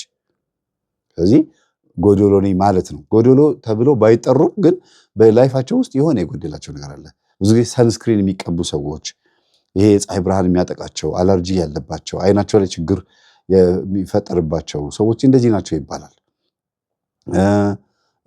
መንፈሱ ደግሞ ብዙ ጊዜ በገጠር አካባቢ ላይ በ7 ወር ከምናምን የሚወለዱትን ልጆች ለዛው ለቤቱ ለመካደምና ለመፍረድ ይጠቀምባቸዋል ይባላል። ያለቀናቸው በተፈጥሯዊ ህግ ተፈጥሮ ባስቀመጠችልን ህግ ሳይሆን ቀድሞ ተወልዶ እንዲያድግ ይደረግና እዛው ቡና እየተፈላ ምን እየተባለ እየተካደመ የእናቱን መንገድ የሚከተል ወይም የእናቷን መንገድ የምትከተል ባለዛር ወይም ባለውሊያ ባለቃልቻ ተብላ ትጠራለች። ይሄ ሆኖ የተወለደች ልጅ እኔ ከዚህ ተገጠመኝ አቅርቤያለሁ። ፍናፍንት የሆነች ልጅ አይደል? እንዲያውም ላሳይህ ብላኝ አልፈልግም ብያችኋለሁ። እሷ አሁን የተወለደችው በዛ አይነት መንገድ ነው። 11 ወር ሆኖ የተወለዱም ደግሞ አሉ። እንደዚህ የአፍሪካ ማነው ስሙ የናይጄሪያው ፓስተር ነው ጆሹዋ ነው የሚባለው። እሱ አሁን ታሪኩን ሳነብ በ11 ወሩ ነው የተወለደው እና ሲወለድ በጣም ብዙ እዛ የሰፈሩ ጠንቋዮች በጣም ብዙ ነገር ተናግረዋል። ይሄ ሰው ሲያድግ እንዲህ ይሆናል ማን ብሎ ተናግረው ነበረ። ያደገውም በዚሁ በባዕድ አምልኮ መንገድ ውስጥ ነው። ከዛ ሲያድግ ነው ፓስተር የሆነው። አንስታይንም እንደዛው በ11 ወሩ ነው የተወለደው እና የተለዩ ሰዎች ናቸው ይባላል። ከተፈጥሮ ወይ ወደ ኋላ ወይ ወደፊት የተወለዱ ልጆች እና እግዚአብሔር ተፈጥሯዊ በሆነ መንገድ እንዲወለዱ የሚያደርጋቸውን ሰዎች ግን ለራሱ ይፈልጋቸዋል ማለት ነው። እነዚህኞቹ አይፈለጉ ማለት ሳይሆን ሰይጣን እንዳይጫወትባቸው ነጥቆም እግዚአብሔር የራሱ የሚያደርጋቸውን ጊዜ ደግሞ አለ። ወደ ታሪኩ እንምጣና ሞተባቸው። ድጋሚ አረገዘች። ድጋሚ ስታረግዝ አሁንም ድጋሚ በ6 ወሩ ወረደባት። ከዛ በኋላ በቃ አበደች። ይሄ ሁሉ ግን እየሆነ ያለው በምንድን ነው? በልጅቷ በሰራተኛዋ ነው። ሰራተኛዋ ደግሞ ክፉ አስብ አይደለም። ሄዳ ደብተራው ጋርም ታስደግማለች። እንዲያውም በብዙ ተለምና ያልኳችሁም አንዷ የለመነቻት እሷ ነች። ሄዳ ደብተራው ጋር ሰርታ ድጋሚ እንድትወልድ እሺ አስብላት ብላ ድጋሚ እሺ እንድትል ተደርጎ አይገርማችሁም? ይሄ ሁሉ የተደረገው በመንፈስ ነው። ራሷ ሰራተኛዋ ነች እንደገና አብልታት አጠጥታት እንደገና እንደዛ እንዲሆን ያደረገችው። ከጊዜ በኋላ ግን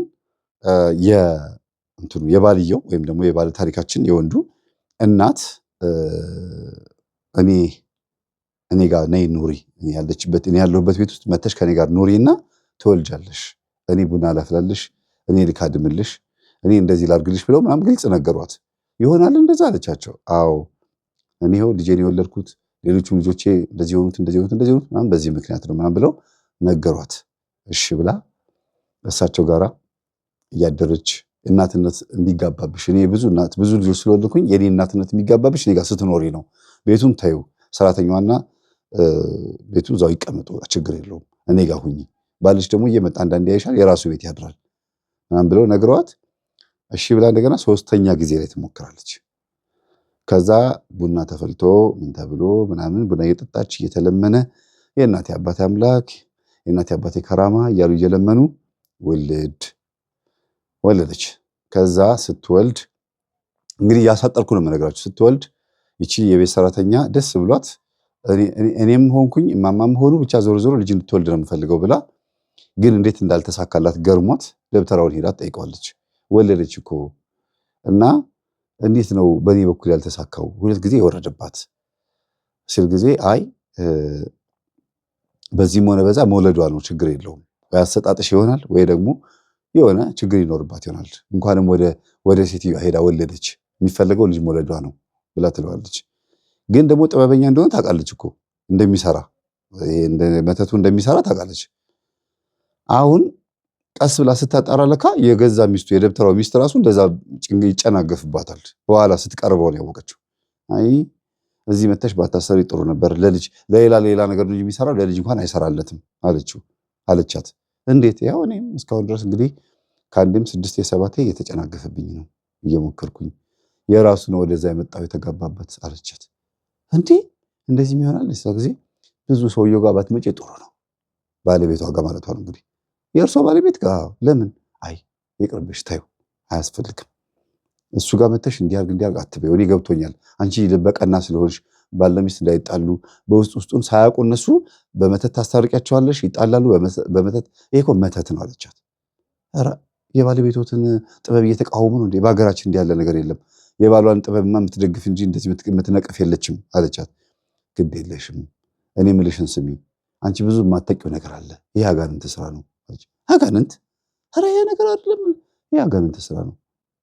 በቃ ለመጀመሪያ ጊዜ ሴጣን መሆኑን ያመነችው ልጅቷ ኧረ ይሄ ጥበብ ነው ትዬ ግድ የለሽ ማለቻት። እንግዲያውስ አጋንንት መሆኑን አለመሆኑን ለማወቅ ጸበል ሂጂ አለቻት። እና ከዛ አሳለቻት። ጸበል ላይ ደግሞ የሚለፈልፈውን ትሰሚያለሽ። ብዙ ሰዎች የሰፈር ሰዎች እየመጡ እሱ የሰራላቸው ሰዎች ስሙን እየጠሩ ጸበል ቦታ እየጮሁ ነው። ሰውየው እየተዋረደ ነው። አሁን አስማቱ እንደ ድሮ አይሰራለትም። አስማቱ ማጋንንት እንደሆነ ያወኩት እኔም ቅርብ ጊዜ ነው። እየመጡ ስሙ ታቀርቡ በፖሊስ ይከሱታል፣ ሊያስሩት ይፈልጋሉ። ግን ማስረጃ የለም። ሰይጣን እንዴት ሰይጣን ላክብኝ እንደዚህ አረክብኝ ብሎ እንዴት ይሰሩት? ህጉ አይሰራማ። ስለዚህ እንደዚህ እየተከሰሰ ነው። ወስነ ጊዜ ባድሃኒ ያለን ጭራሽ እሳቸው የላኩት የሰሩት ጥበብ አስከሰሳቸው እና ጸበል ቦታ ላይ ጮሆ ሰይጣን ነኝ አለ። አዎ አጋንንት ነኝ አለ። የሚፋጁት ታዲያ በዛው ነው ማለት ነው። እነዚህ ባልና ሚስቶች ራሱ እያፋጀ ራሱ እያስታረቀ፣ ስለዚህ ጽንሱ የሚወረደው በዛም እና ነገርኩሽ እኮ አለቻት። እና አንቺ ታዲያ እንዴት ነው? እኔማ ልጆች ወልጃለሁ፣ ባለቤቴ ነው ምን ላድርግ? 2 ወልጃለሁ፣ 3ኛ ለመድገም ነው ሁሉ መከራ የምናየው። እሱም አያርፍም፣ እኔም አላርፍም። ተው በቃ ምንም ነገር አታርግ፣ 2 ልጆች ሰጥቶናል፣ ይበቃናል፣ እነሱ እናሳድግ ስለው ተይቆይ እያለ እንደዚህ እየወረደበት ነው። ሊቅ የሆነ ልጅ ነው ወልደው ወንድ ካልሆነ አትስጠኝ ይላል። ስለዚህ ሴት ስለምትሆን የምትጨናገፍበት ምናምን ብላ ነገረችው። ማለት ወንድ እንዲወለድ 2 ሴት ነው የወለደው። ወንድ እንዲወለድ የፈለገው ዲያቆን ማድረግ ፈልጎ ነው፣ ጥበቡ ማስቀጠል ፈልጎ ነው ምናምን ብላ ነግራታለች መጀመሪያ። አሁን ወንድ ካልሆነ አትስጠኝ ስለሚል ካፉ ይነጥቀዋል 6 ጊዜ ማለት ነው። 6 ጊዜ ልክ ሰው የተናገራትን ፍሬ ነው የሚኖራት። ይቺ ልጅ ይሄን ከሰማች በኋላ ጸበል ሩጫ። የት ነው ያለችው ሚስትየዋ? እናትየው ጋር። ቤቱን እዛው ሆነ አሳመረችላቸው። ቤቱን አስተካከለች። ለምን የምትኖርበት ቤት ስለሆነ በዛውም የሴትዮዋን ቤት ሶፋ እየቀየረች ግድግዳ ቀለም እያስቀባች እያለች እስክትወልድ ድረስ ያሻሻለች ነበርና ወልዳም እዛው ቁጭ ቤቱ ዝም ብሎ የቤት ኪራይ ይከፈልበታል እገዛዋለሁ ብላ ስላሰበች ነው። ከዛ በቃ ደስ አለው። እሱም እናቴ ጋር ስትሆኝ ወለድሽ ምናምን ብሎ በቃ የሰፈር ሰው መጥቶ ክብብ አረጋቸው ምናምን። በቃ ልጅቷ ደግሞ በጣም ውብ ናት። እዛ ሰፈር ነው ያደገችው፣ እንደነገርኳችሁ ያደገችው እዛ ሰፈር ስለሆነ ወለደች፣ ሙሽሪት ወለደች ተብሎ ከብዙ ጭንጋፍ በኋላ እንደሆነ ራሷ ፊት ለፊት ተናገረች። እማማ ይኸው ማጠናቸው ለምለም ስለሆነ ወላድ በድባብ ትሂድ፣ እኔ እንደዚህ አርጋኝ እንደዚህ አርጋኝ ብላ መሰከረች ተባለ። እሷ እኮ የወሰደችውን ወስዳለች፣ አላወቀችም። የምታውቀው ነገር የለም። እነሱ ያውቃሉ፣ ይታወቃሉ እያሉ ያጨበጨባሉ። ከዛ በኋላ ቡና ፊ ሆነች። ልጁን እሳቸው ማቀፍ ኩል እየኳሉ እዚች ጋር ደግሞ ወንድ ልጅ ነው የተወለደው። በቃ በጣም አባት ደስ አለው። ዘፈኑን ታውቁታላችሁ አይደል? አባት ደስ ይላል ልጅ ሲወለድለት አይደል የሚለው። እንግዲህ ፍሬዋ ያማረ እንዲሆን ማህፀነ ለምለም እንድትሆን ቀጥሎም ሌላ ልጅ እንዲወለድ እየተመረቁ አራስነቷን እዛ እየጨረሰች ልጅቷ የት ነች ያለችው? ጸበል። ማን? ሰራተኛዋ። ከዛ ቤተሰብ ጋር ተደውሎ አረ እንደዚህ እየጮኸች ነው እና ወድቃለች፣ እንደምንም ብላ ነው ስልኳን የነገረችን እና እንደዚህ ሲባል ጊዜ ሮጦ ይሄድላቸዋል። ሮጦ ይሄድና ምንድነው ምን ሆነሽ ነው ሲላ ጊዜ ጉዶናቸዋል ትላለች። ምንድነው ጉድ ይሆን ነው? ምን ተፈጠረ? አይ በቃ እኔ የጠቀምኳችሁ መስሎኝ ብዙ ነገር አጥፍቻለሁ ብላ ሙሉ ታሪኩን ዝርዝር አጋ ነገረችው። እንደዚህ ነው ያለው። በቃ በስመ አብ ወወልድ ወመንፈስ ቅዱስ፣ በስመ አብ ወወልድ ወመንፈስ ቅዱስ። ምንድነው የምትነግሪኝ? ስደነግጡ እንደዚህ ነው የምትሉት? ምንድነው የምሰማው? ምንድነው ይሄ ነገር? ምን እያደረጋችሁ ነው? እንደዚህ ነው የምትሉት?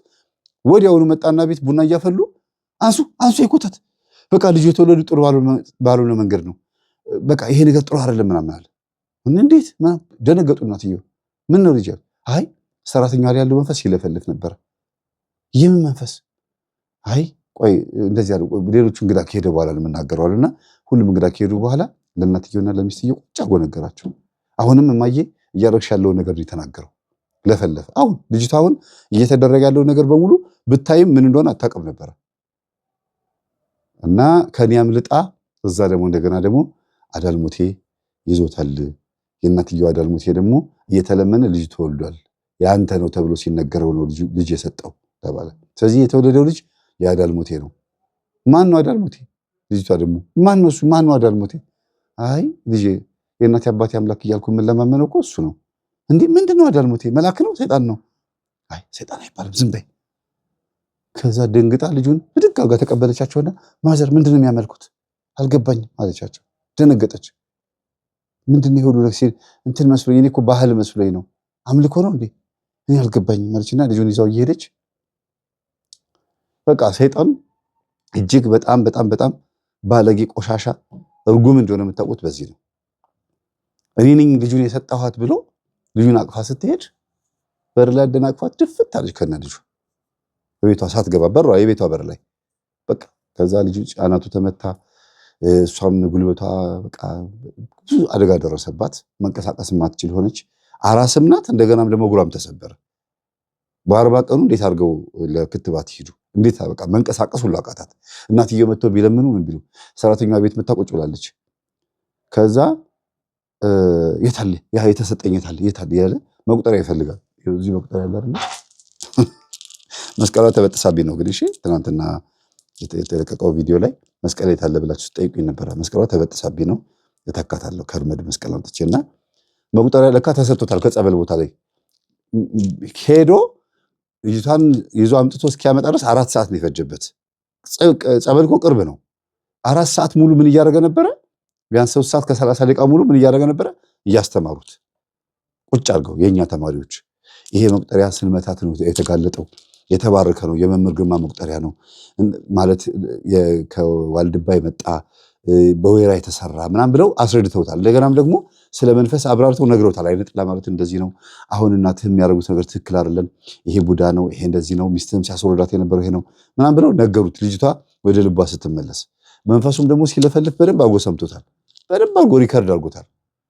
ስለዚህ ወዲያውኑ መቁጠሪያ ሰጥተውት እንካ ቤት ስትገባ ስትቀየርብ በዚህ ቀው አጋት ወደ ልቧ ትመለሳለች።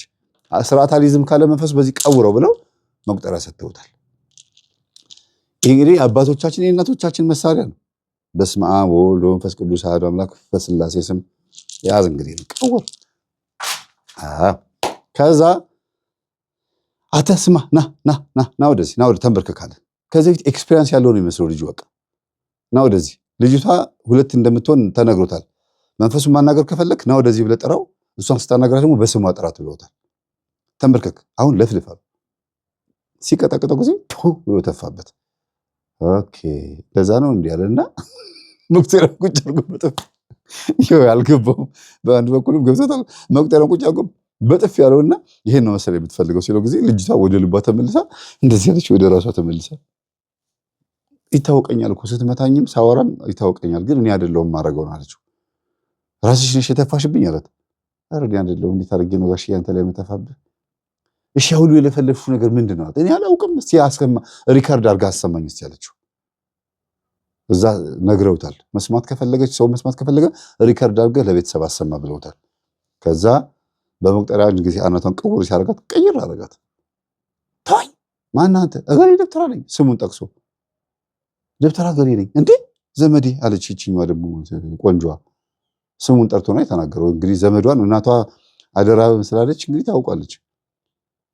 ከዛ ምንድን ነው ሲባል ጊዜ እቺ ልጅ ይሄ ሁሉ ጦስ ውስጥ የከተችኝ እቺ ልጅ ነች፣ ምን ነው እኔ ጋር ባልመጣች እየተባባሉ እየተቀጣቀጡ እያናዘዘው በሩ ተንኳኳ። በሩ ሲንኳኳ ማነው ሲከፈት? ሚስትና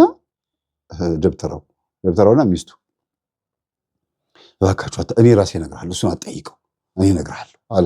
ፊት ለፊት መጥቶ እንዴ አልገባኝም፣ እሱ ነው ዘመድሽ አላት። ደብተራው እሱ ነው አላት። በቃ አትቀጥቅጣት፣ እሷን ተዋት፣ እሷ ምንም የምታውቀው ነገር የለም አለ። እንዴ ምን አገባ? መንፈሱን እኮ እየቀጠቀጥኩ ያለሁት አንተን አይደለም፣ ወይም ደግሞ ሌላ ሰው አልቀጠቀጥኩም ማለት ልጅቷንም አይደለም ማለት እኮ አታስጨንቀኝ በቃ አለ። እዚህ ጋር ሲቀጠቅጠው ለካ ሰውየው እየተጨነቀ ነው ማለት። እንዴት ነው የምትጨነቀው አንተ? እስቲ ምተዋለው አለችው ሚስትየዋ። ልጅቷን አንዴ በመቁጠሪያ ሲመጣት ሰውየው ስቂት ይላል። አንጀቱ እንደዚህ ይዞ በቃ መሬት ዱብ ብሎ ሊወደቀው። ኦኬ የሆነ ነገር አለ፣ እኔ ያልገባኝ ነገር አለ። እግዚአብሔር ሆይ አመሰግናለሁ ምናምን ብሎ አባታችን ያለ ወደ ራሱ ተመለሰ። ጸበል አመጣ። ልጅቷን ጸበል ረጫት። ከዛ ጸበል ረጫ አለው። አይቶ ራሴ እነግርሃለሁ፣ በቃ እኔ የተፈጠረው ነገር ልንገራችኋለሁ። እና ያ ልጅቷ ታረገው የነበረውን በሙሉ በቅንነት ታረገው እንደነበረ እናንተ ስትጣሉ ለማስታረቅ በተለይ አንቺ ባልሽን ስትንቂው ኮኮ አድርገኝ እግሬን ጠበኝ እንደዚህ ስትጨማለቂበት አይታ በአገሯ እንዲህ ያለ ነገር ስለሌለ ያለኝ አማራጭ ይሄን ማድረግ ነው ብላ ስትሰራ ስታረግ የነበረው በቡና ስትሰጣቸው የነበረው ነገር በሙሉ ይሄ ነው። ከዛ ደንግጣ ወይኔ ጦስ ውስጥ የገባሁት ራሴ ነኝ፣ ችግር ውስጥ የገባሁት ራሴ ነኝ፣ ለወንድ መሰጠት የሚገባውን ክብር ባለመስጠቴ ይሄን ያደረኩት ራሴ ነኝ። ልጅቷ ምንም አላጠፋችም። እንደ ሀገሯ ባህል ልትሄድ ፈልጋ ነው። እንደው እባካችሁ እኔን ይቅርታ አድርጉልኝ አለች። ነች ልጅ አራሷ እንደምንም ብላ ልጇን አስቀምጣ መለመን ጀመረች። በቃ እኔ ነኝ ጦስ የሆንኩባችሁ ሁላችሁም እዚህ ውስጥ እናቴም አንተ እናቱን እናቴ ነው የምትላት እናቴም የሁሉ ነገር ውስጥ የገባችሁ ለዚህ ነው። ይመስገን ችግር የለውም። ይሄ ልጅ መቼም ሰው ነው ምንም እንኳን ከራማ ተለምነው ቢሰጥም ሰው ነው። እግዚአብሔር እንዲወስደው አደርጋለሁ። የሚያድግ ከሆነ ይደግ፣ የሚሞት ከሆነ ይሙት። የኔ ያልሆነ አብሮኝ አይደግ አለች። በጣም የሚገርም ነገር ነው። ተወልዷል፣ አድጓል፣ ልጅ ነው አይደለም። ገና እንግዲህ 30 ምናምን ቀን ነው ከዛ ነው አይደለም እንጂ 50 ምናምን ቀን ሆኖታል። ክርስትናም ተነስቷል። ከዛ በጣም የሚያናድደው ነገር ቤተሰቦቼ ልጁ ሊሞት ደረሰ። ልክ እንደ ንጉሥ ዳዊት ልጅ በዝሙት የተገኘ ልጅ ወልዶ አልነበረም? ቤርሳቤህን አስገድዶ ከመድፈር በማይተናነስ መልኩ የኦሪዮንን ሚስት ቀምቶ ምናምን ከዛ ልጅ ሊሞት ነው ተብሎ ሲነገረው ዳዊት የሆነውን አይታችኋል። ገጠመኝ ላይም ታሪክ ላይም መጽሐፍ ቅዱስ ላይም ብዙ አባቶችም አስተምረዋል። ልክ እንደዛ ነው የሆነችው እቺ ልጅ። ሱባኤ ገባች። ትምህርታችን ማዳመጥ ጀመረች። በቃ ቀጥታ ለምን ጸበል ቦታ ሄደው ያንን ትምህርት ያስተማሩትን ሰዎች ወስዶ አስተዋወቃት። እንዲያውም ባጭሩ እንዳልሄድባችሁ ጸበል ወሰዳትና ተጠመቀች። ምንም አልጮኸችም። አንቺ ነሽ የዚህ ሁሉ ታሪክ ባለቤት አሏት። በጣም ነው የምታምሪው፣ ግን ዝሙት መንፈስ አያጣሽም፣ ቡዳ አያጣሽም፣ ከዛ ደግሞ እንደገና መስተፋቅርም አያጣሽም። የሆነ ነገር ችግር አለብሽ። የመምህር ተስፋዬን ትምህርት አዳምጪ፣ የመምህር ግርማ ትምህርት አዳምጪ ምናምን ብለው አሏት። እሺ ብላ ተጠምቃ መጣች። ቴሌቪዥን ላይ የምታየው እሱን ነው። ከስራ እንደመጣች የምታየው እሱን ነው። ቢሮም ቁጭ ብላ የምታየው እሱን ነው። በቃ ጎበዝ ነች። ከዛ ልጇ ታመመ ሊሞት በቃ ብሎ አፉን ከፍቶ ውሃ ቢያደርጉበት ምን ቢሉበት የሚነቃነቅ ልጅ አለ። የማያድግ ልጅ ከሆነ ይሙት ብላለች። እንግዲህ ከአፍ የወጣ አፋፋል የሚባለው በአፍ ይጠፉ በለፈለፉ ነውና ሊሞትብኝ ነው እንዴ አይቼውማ አይሞትም ብላ ሱባኤ ገባች። እግዚአብሔር ሆይ አፌ ላይ ሆኖ ሟርት መንፈስ ተናግሮ ወይም እርግማን ተናግሮ ከሆነ አንተ ይሄን ሟርት ምታልኝና ልጁን አሳድገው፣ አንተ ከሆንክ ልጁን ያሳመምከው ግን ውሰደው አለች። ከዛ ልጁ እየጸለየች ሰኔ ጎልጎታ ነው የምትጸልየው። ገጠሜ ላይ ስናገር ሰምታ ነው ኛ ብሎ አለቀሰ። አልቅሶ የማያውቅ በቃ ጭራሽ ድምፁ ሰምቶ አታውቅም። ክርር ብሎ ጡትና ጡጦ ታደርግለታለች፣ ግን ይወስዳል እኮ ወተቱን። ግን በቃ እንደዚህ ድርቅ ብሎ ነው ያለው። በቃ ድርቅ ትንፋሹ አለች። ሆስፒታል ወሰደችው። አይ ወደ ቤቱ ሰጂ ነው ያሏት። ምንም አልሆነም፣ ግን ዝም ብሎ ግትር ብሏል በቃ። እና ድምፅ ሲያሰማ እግዚአብሔር ሆይ ልታሳድገው ነው ልጄን፣ ድምፅ አሰማኝ አመሰግናለሁ ብላ መጾም መጸለይ መስገድ ጀመረች። ሰራተኛዋም አብራ ከነሱ ጋር ትሰግዳለች። አጋንንት እየሰበሰብኩ እያመጣሁኝ እያለች ይሄ ደብተራ የሆነ ሰውዬ ሰይጣን እንደሚልክ ሳይነግረኝ ጥበብ እያለ ለካ ሀገሬም ያሉት እነዛ ደብተራዎች አጋንንት እየሰበሰቡ ነው እያለች ከዛ በፍላሽ ሞልታ ገጠመኝ። ሮቢ እስቲ አምጣልኝ በፍላሽ የተሞላውን። በዚህ ኤግዛክት ቲዩብ ከኔ ጋር ነው ያለው እና በፍላሽ ገጠመኝ ሞልታ ወደ ሀገሯ ይዛ ሄደች። እኔ ጋር ደውላ ነበረ። መምህር ፍላሽ ፈልጋለሁ አለችኝ። በጣም በሚገርም መልኩ ሮቢ ነው ይሄን ያመጣልኝ። ያው እንደምታዩት ይሁሉ ፍላሽ ይሁሉ ገጠመኝ እንደዚህ እናንተ የምትልኩት ፍላሽ ነው ይሄ። እንደዚህ ሞልታ ሰጥቻት ባዶ ፍላሽ ሰጥቻት እዛ ቁጭ ብላ ዳውንሎድ አድርጋ ምናምን በቃ ራሷ ቤተሰቦቿን ሄዳ እንዳልሰብክ አጣየን አጥለቀለቀችው። አጣየን በዚህ በገጠመኝ ትምህርት አጥለቀለቀችው። በጣም ጎበዝ። ገጠሩ ላይ ምናምን አልቀራት። በቃ የተሰጣትን ደሞዝ የስራ ደሞዝ ጂፓስ መግዣን ያደረገችው ትንሽ የቴፕ አለቻለም ጂፓስ፣ እሷን ገዝታ ወስዳ ወደ 7-8 በዛ ነው ደሞዟን የጨረሰችው። በቃ ማለት የነፍስ ስራ ነው የሰራችው። አገዘችኝ፣ እግዚአብሔር ይስጣት። እና ወጪዋን የተካንላት በእርዳታ ነው። እርዳታ በሚሰጥበት ሰዓት ያመት በዓል እንዴ ለምን ይሁሉ ወጪ አውጥታማ በፍጹም ብዬ እኔ ከሚሰጠው 20 ሺህ ብር ላይ ለእህታችን ፍላሽ የገዛችበትን ቴፕ የገዛችበትን መለስኩላት። እናንተው በሰጣችሁኝ ብር ማለት ነው። ባይዘው ፍላሽ አሁንም ያስፈልገናል። ካመት ይሄ አሁን 500 ሜጋባይት ነው አለ ሮቢ። 500 ሜጋባይት ቢሆን 2GB ወይም ካልቻላችሁ 2GB ከቻላችሁ ግን 4GB ቢሆን ደስ ይለናል በብዛት። ምክንያቱም ወደ ብዙ ገጠመኝ ይሄ አሁን ስንት ገጠመኝ ነው የጫንክበት? 8 ገጠመኝ በአውዲዮ አይደለ? በአውዲዮ 8 ገጠመኝ ብቻ ነው የሚችለው አንዱ ያመጣችሁልን ማለት ነው። ግን 4GB 2GB ከሆነ ግን 30-40 ገጠመኝ ይችላል። ያን ወደ ገጠር ስንልከው በደንብ ያዳምጣሉ ማለት ነው። እና ቁጭ ብሎ ያዳምጣሉ። በሶላር ሲስተም ቻርጅ እያደረጉ ስለሆነ የሚያዳምጡት ሌላ ስራ የላቸውም። ቁጭ ብሎ ማዳመጥ ነው። አሁንም እየደጋገሙት የሚያዳምጡት በጣም ትንሽ ገጠመኝ ስለሚይዝ ማለት ነው። እንዲህ አድርጋ ስራዬን አቀለለችልኝ። በጣም ጎበዝ ናት። እጅግ በጣም ሲበዛ ጎበዝ ናት። እኔ አደንቃታለሁ። ያ ሁሉ መተት ብትሰራም ግን ሳታውቀው ነው፣ ጥበብ መስሏት ተሸውዳ ነው። ወደዚህ ስንመጣ ባልየው ይሄ ዱርዬ የነበረው ልጅ በጾም ጸሎት ብዛት ከሳ። እንደዛ ወጠምሻ ዳምፕል ሲገፋ ምናምን የነበረው ልጅ በጾም ጸሎት ይሰግዳል። ሰው ፊዚካሉ እንዳለ ሆኖ ግን ክስት ልክ ማንን ያክላል መሰላችሁ? መልኩም ማነው ስሙ ሄኖክ ድንቁ ነው ምናምን የሚባለው ልጅ አርቲስቱ ማለት ነው። ልክ እሱን ይመስላል ሁሉ ነገሩ ፊዚካሊ። አሁን ደግሞ ክስት ብሎ ደግሞ ይሄኛው ሄኖክ ይመስላል። ይሄ ሰይፉ ፋንታውን ላይ የቀረበው ሄኖክ ወንድሙ ይመስለኛል አይደል? እሱን አክሏል ማለት ነው። እንደዛ ወጠምሻ የነበረው ልጅ ልዩነቱን እንድታነጻጽሩት ነው በሁለት ሄኖኮች መካከል ያደረኩት እና በጣም በጣም በጣም በእውነት የሚገርም መንፈሳዊ ህይወት ውስጥ ነው ያሉት። ግን ያኔ የገባው ሰይጣን እንዲወጣ ብዙ ዋጋ ከፈሉ። ልጅቷ በቃ መሬት ላይ አንደባላታል፣ ጨጓራውን ያስነሳባታል፣ የእናት አባቷ ዛሬ ይነሳባታል። ይሄን ስታባረው ያኛው ይመጣባታል። ደብተራው ደግሞ አሁንም ሚስጥሬ እንዳይታወቅብኝ ብሎ አሁንም ይልካል ልጅቷን አፏ እንዲያዘጋ። ቢነገረውም አይሰማም። ምክንያቱም ብዙ ሚስጥሩን ሊለፈልፍ ነው። አንደኛ ውሽሞች አሉት፣ ከሚስቱ ውጭ 3-4 ውሽሞች አሉት፣ ልጆችም አሉት። ሁለተኛ ደግሞ በጣም ብዙ ይሄን መንፈስ ለመዋረስ ብዙ ነገር አድርጓል። ከዛ ውስጥ አንዱ ሚስቱ የምታጨናግፈው ወይም ደግሞ ሾተል ነው ተብሎ የሚጨናገፈው ያ የሚወርደውን እንትን ህፃን ልጅ አካል ለግብር ይጠቀምበታል። ከባድ ነው አይደል? እና እንዲህ የሚያደርገውን ነገር እንዳይጋለጥበት የልጅቷን አፍ ለማዘጋት መንፈስ ሲልክ ድጋሚ የቤቱ ድረስ ሄዳ ነው። ትናንት ማታ የላከውን መንፈስ ዛሬ ይዤዋለሁ ጸበል ቦታ ላይ ድጋሚ ከላክ ግን ከነስምህ ከነፎቶህ ካደረከው ጭምር ለመምህር ተስፋዬ ልኬ ነው ማጋለጥ አለችው። በፎቶ ላይ በቪዲዮ በዩቲዩብ ላይ ነው ማስወጣ አለችው። እሺ ይቅርታ ያለው እንደዚህ እንደሚያዝ እኮ ያውቃል እኮ። ግን አስቡት ጸበል ይዞት እንደሚለፈልፍ እያወቀ ሰይጣን ይልካል። በጣም ይገርም እኮ ነው። ድንጋይነት ነው። ልበደንዳን ንስሐ ግባ ሲባል ለእኔ አትነግሩኝም ይላል።